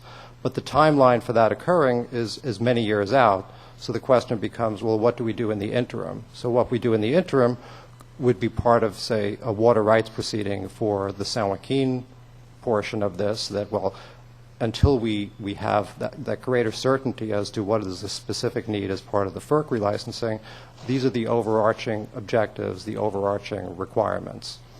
And this is, to suggest, and I know I'm nervous having Dr. Cliff Dahm here on the right side, because I see his eyes kind of piercing and saying, well, you're never going to know with certainty what the numbers is, and you're going to need adaptive management. We've heard him say that. Okay, well, I completely agree with what he says, which is, and it's part of him and other scientists that informed our proceeding for the delta flow criteria. So if there's one thing that we understand is that a single flow prescription or just picking a number is not going to work.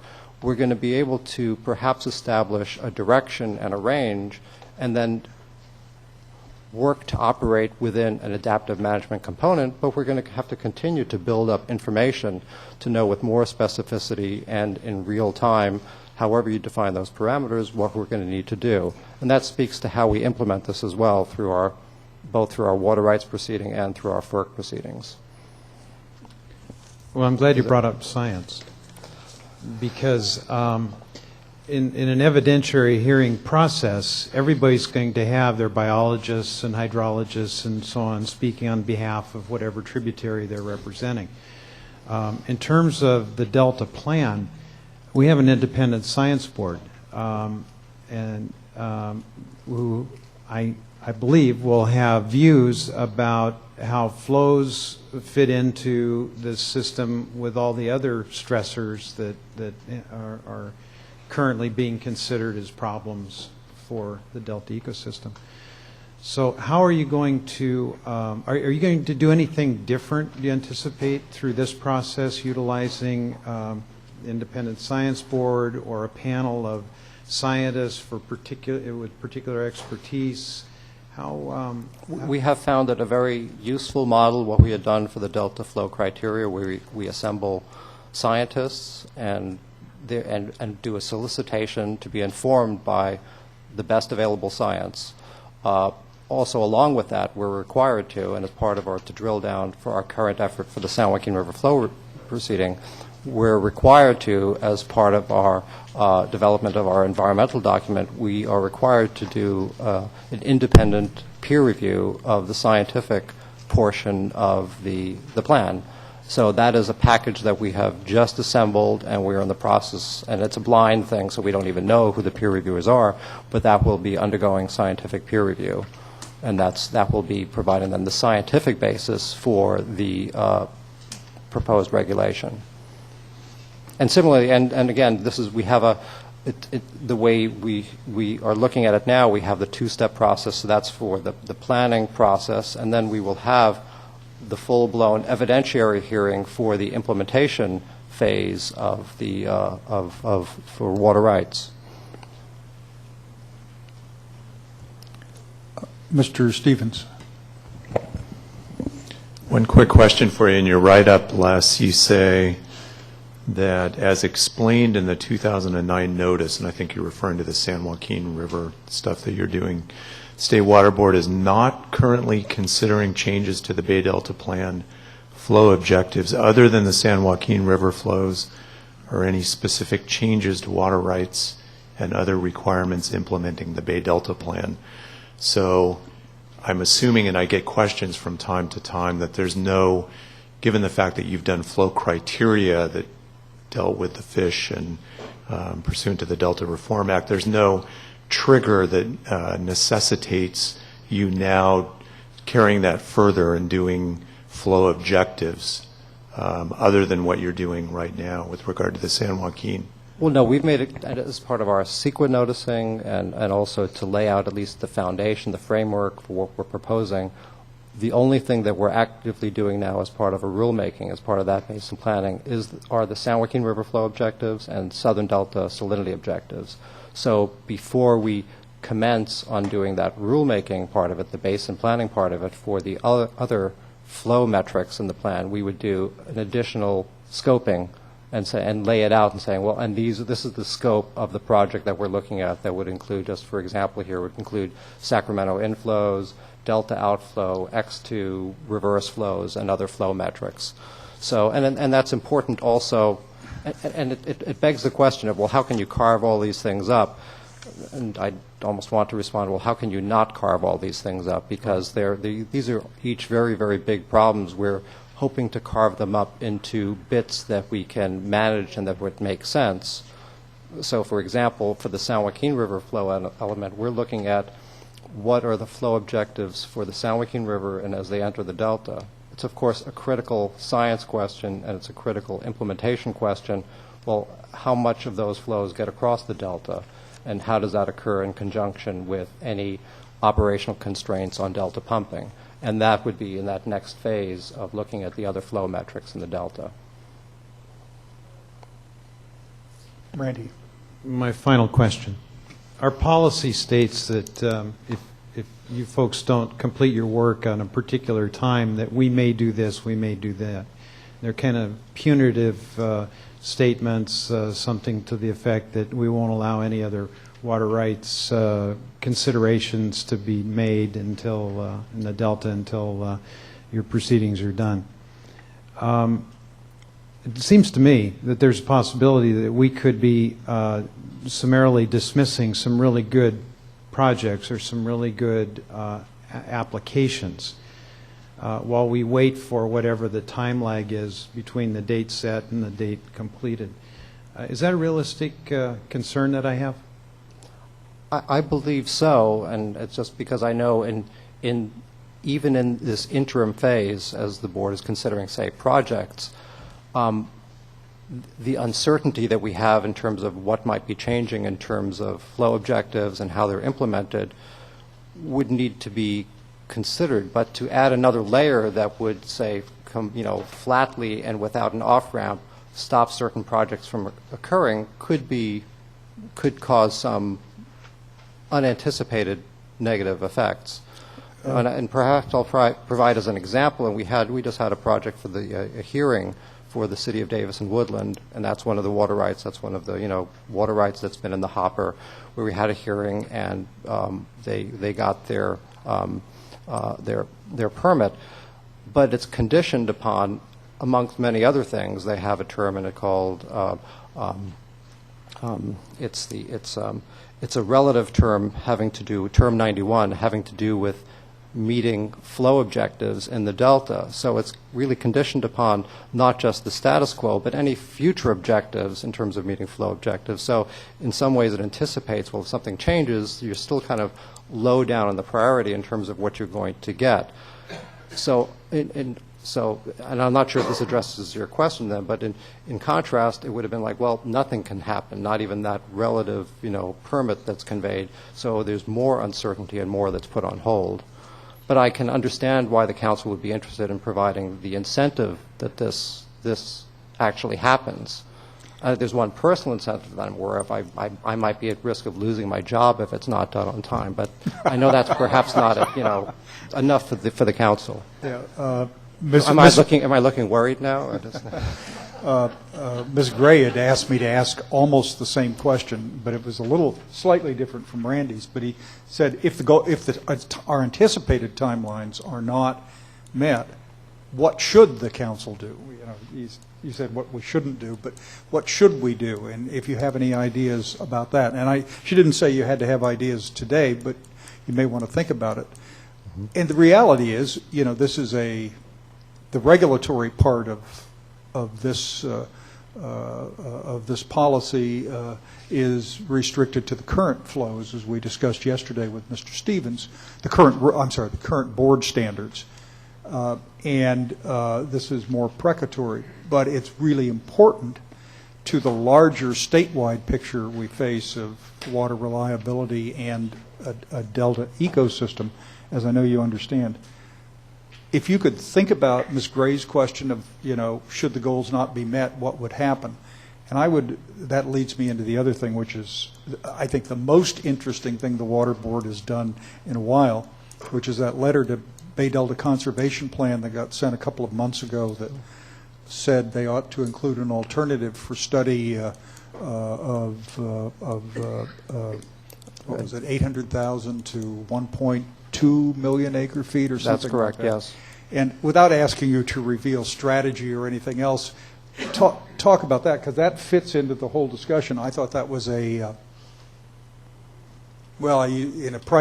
a public meeting down in Southern California with Fran Pavley there too, I said that was wasn't exactly an offer, but it was an indication to the board that was trying to make a broader standard than simply the legislative required criteria report. How does that all play together? Because what we're all heading to, I think, is the Bay Delta Conservation Plan is going to be completed sometime, forget the date for a minute, and the tactical interests of all the parties are either to have a flow standard around an operable, or at least around, or not to have it around an operable. But ultimately, when BDCP goes to you guys for your checkoff, it's hard for me to imagine there won't be some reference to flows in that determination. So it's really, all of that fits together in a very interesting way.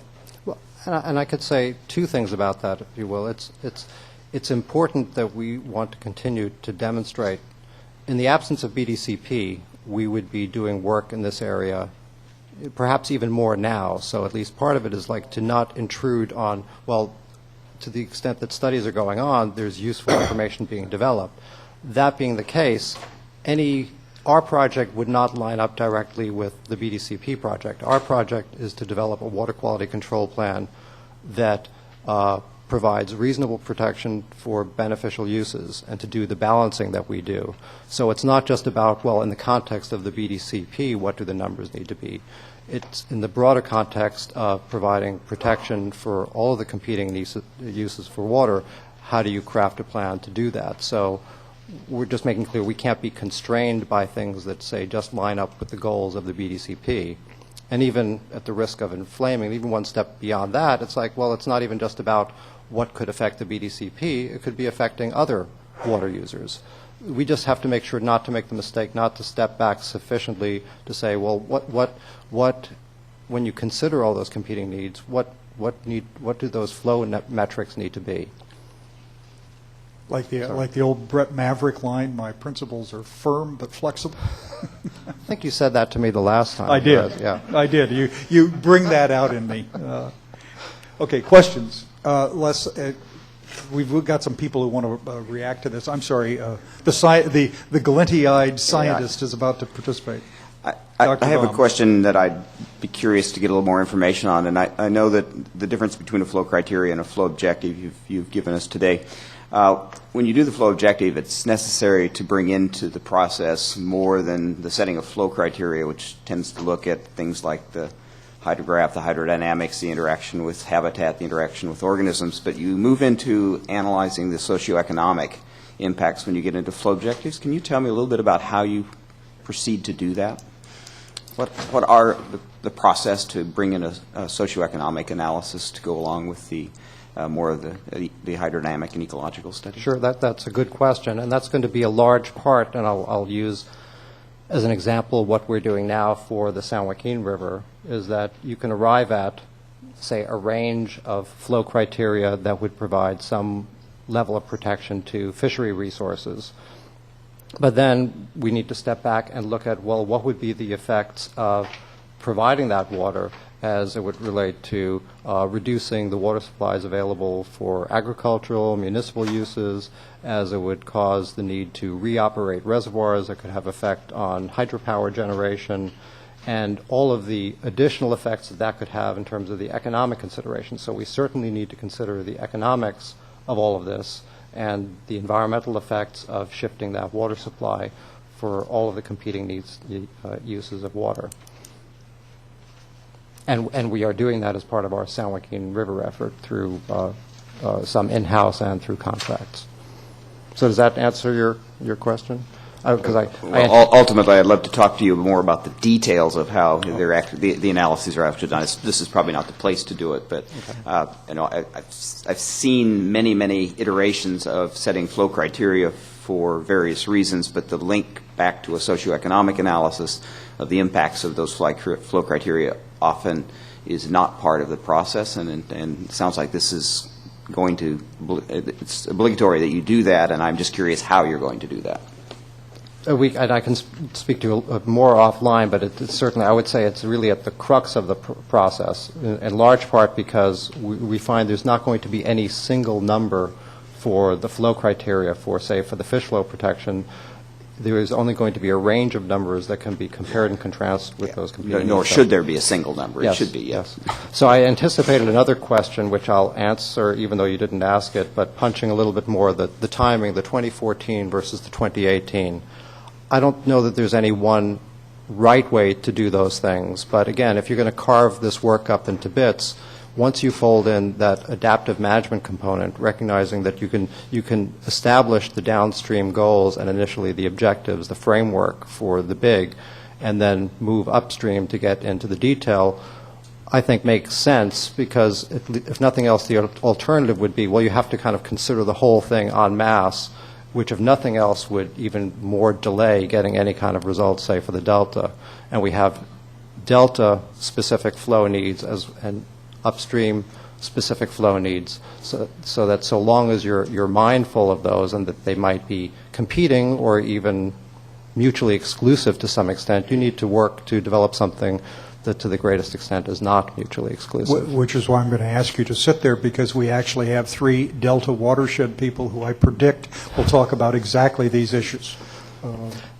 So let's get the testimony and can on I just, that. if I could just close with yes, one sir. thing. Yeah. I just want to make sure then, and hopefully I've provided you enough information to do so, and not to tell you what to recommend, but with that distinction of the level of effort for doing flow criteria as opposed to flow objectives, implementation and enforcement, there's a big degree of effort to do those two different things.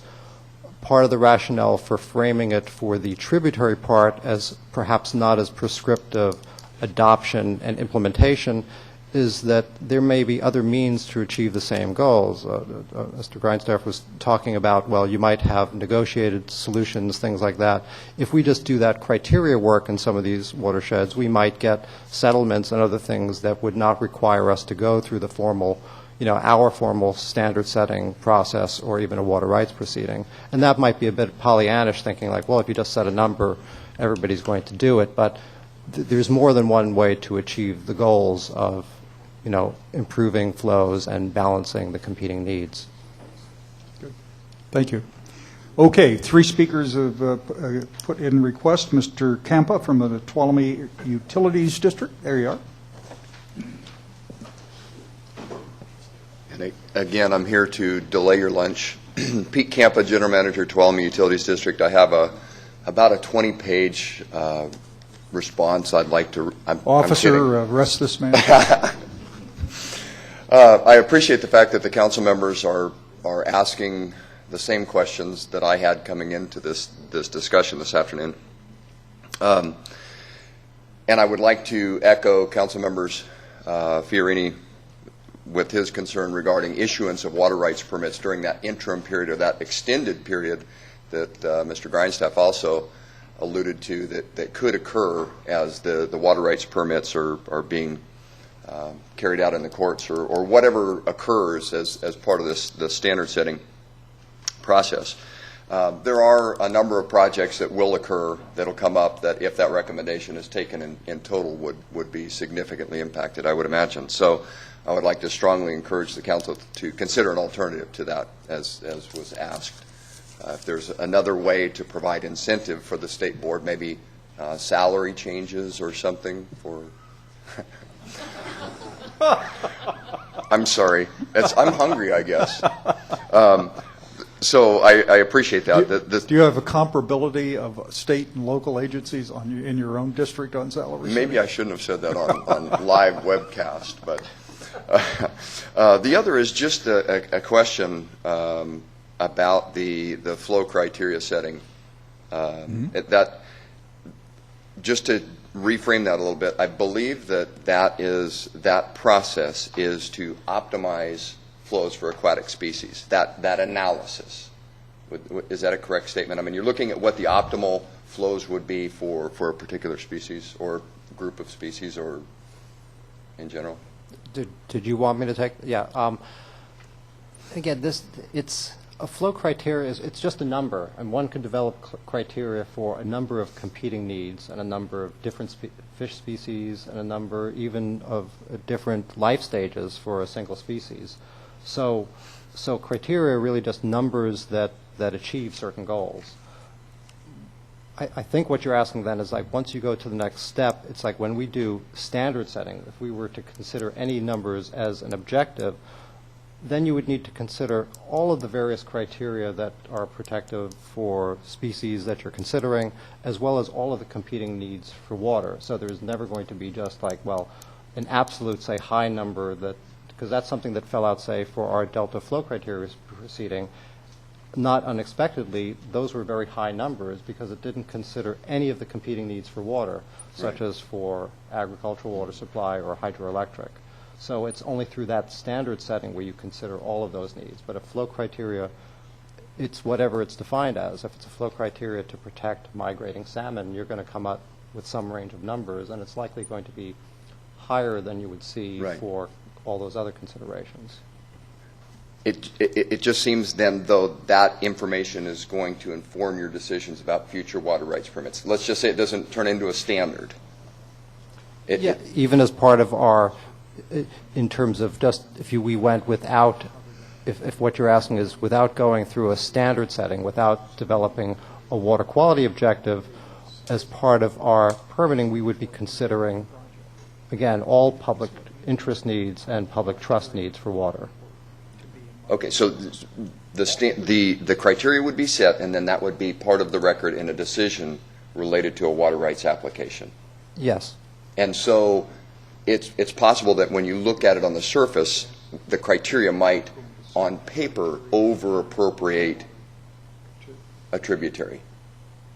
Or you know, when you add up all of the water rights or the water uses on a particular tributary, it may not, the number may not equal out at the end. It may make it extremely difficult for applicants to come in already knowing that the criteria say you don't have a chance because it didn't in the setting of the criteria, it didn't consider any other factors other than what flows would be necessary for the health of the species. So that my concern is just it seems like we could be setting ourselves up for a very long, difficult battle for any water rights permits once these criteria are established. Does the Tuolumne District oppose the board setting delta flow criteria? No, Or just just the elements that are in it? No, the criteria, my recommendation would be that you consider the process of setting the criteria, consider socioeconomic up front versus putting consistent with Mr. Grover's comments. I think to provide at least some comfort, I think for any individual permit, but also even more broadly, if you're making any type of a balancing decision considering the competing needs, I think up front you're always going to find, because we have a water short state, that you're going to have public interest needs that are up here that if you considered only those, there would be no water left for public trust protection, and vice versa. If you considered only public trust protection, there'd be nothing left for the other. So that's what makes the job difficult, is always looking at those two together. And Mr. Eisenberg, I was just addressing the timing of those two. I understand it's a public process that considers all the factors when you get to the water rights application, but I was talking about in establishing the criteria up front. I don't believe there's the socioeconomic impact analyzed as the criteria are developed up front before the.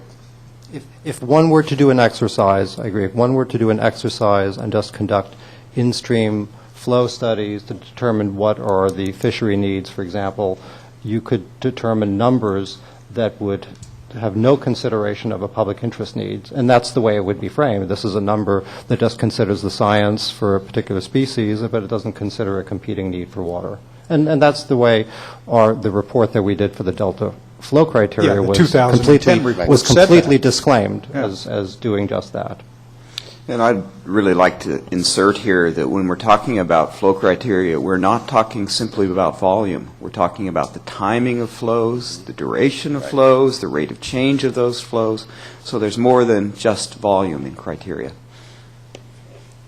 Thank you. Thank you, sir. Ms. June Lopez, Calaveras County Water District. Good afternoon. I just wanted to respond to Councilmember Johnston's question about how backlogged is the State Board. And I don't work for the State Board, so I don't presume to speak for them, but I can share the perspective of one of the agencies that are in the line, in the queue, to get some stuff done. As an example, we're going on a 3 years on NPDES permit, and it's for incidental runoff. And the reason we are in dire need of this permit is because if the golf course where we're discharging the recycled water does not take all of it, we have a spill. And we are facing this winter season likelihood of a spill. And what that means is if there is a spill, even if it's a very small amount, then we get hit with the fines that can go up to millions of dollars. And so we've been waiting on this process now for 3 years. We just met with some of their staff. And if we're lucky, we may be going to the board in June of next year. So just from our perspective, they are tremendously backlogged, but they are working extremely hard. Every staff member that we work with at the state board, regional board, been extremely helpful, but they can only do so much given the resources, and we recognize that. So more and more agencies are trying to help them with their workload, seeing what we can do, because we have a lot to lose. And so when we start talking about a process that can take multi-years and quite a bit of staff team, and you want to do it right, so you don't want to be chintzy when it comes to getting those things done, but there is a ramification for all the other things that the state board's involved in, that all of our agency, we do more than water rights, whether it's permitting, water rights application, so we're very concerned about the impact to resource. Thank you. Thank you. Mr. Woodling, Sacramento Regional Water Authority. Thank you, Chair Eisenberg. I first want to just commend Mr. Grover on his knowledge, his testimony. I think these last two agenda items could be maybe a video primer on how to interact with the council and not interact with the council. So, not to throw my former employee, DWR, under the bus, but I'm impressed by the way Les handles you. I guess a couple of comments and maybe questions, and I think maybe Les alluded to the fact that 2014 and maybe even June 2013 to decide whether they're on track was not a reasonable time frame to do this work. But I guess the question is, what is a reasonable time frame, and what would the time frame be absent this recommendation from the council? And I think it's appropriate for the council in a recommendation to encourage the board and promote the board to do this work in whatever way the council can promote that action. I would like to see more focus on some of the efforts on a local and regional basis that are taking place on the tributaries. And Les alluded to, maybe we come up with criteria and that solves the problem. And I think in a lot of cases it does. The Yuba Accord's a good example. The American River Waterform Agreement is a good example. The Sac Valley Water Management Agreement that was kind of undermined by events as it went on is a good example of the water community coming together to solve the problem within this framework. And so I think that's a very real possibility rather than a pipe dream. And then finally, I guess, I think the second part of the policy ERP1 is maybe a little extreme. Calling for a moratorium if an absolute date's not met implies that currently and in the future, without that new set of objectives, we're making decisions in a total vacuum of information. And I don't think that's true. And I don't think implying that we need a moratorium is really a reasonable approach. Thank you. Thank you. Does the board have a document or report or something that indicates what's in the pipeline and what your duties are, or what your expected schedule is for things that you are We have working actually, on? I can provide the council with just there's progress reports that are on our web even that show various, So if we look on that, it'll be there? Yeah, and I'll give you the direct URL for that. Okay. Okay, great. Okay. Okay, Mr. Grover, thank you very much. As always, it is a pleasure to see you here. Randy and I were musing that we're going to send you out to every meeting everywhere in California to explain this complicated issue. And Randy said, well, he probably wouldn't like to do all of that. But, you do a remarkable job of explaining a very complex law and set of laws and process that follow. Yeah, and the other thing is he doesn't have to stop to breathe, so it just keeps rolling. That's the secret to handling us. We'll ask our scientific expert about why that is. Thank you, Les, very much. Thank you. Thank you. Okay, ladies and gentlemen, is there anyone else that would like to talk to the council on whatever you got to talk about if you want to? Okay, seeing none. Mr. Grindstaff, follow-up business, any other observations? No other observations. We have, boy, I was going to be prepared with a date for the next meeting. It's October the... It's posted, isn't it? It is posted. 27th and 28th. I was going to October say 27th and 28th. Okay. There is one suggestion I would make to you is yesterday we talked about the recommendation of the Independent Science Board on the Delta lead scientist, and should those discussions be conclusive and the candidate identified interested in this job, I would urge you to kind of post a notice that we will be including that on the agenda for next month. I know you said that. And if that happens, also post the CV or a resume that we've been provided. That would be very helpful, I think.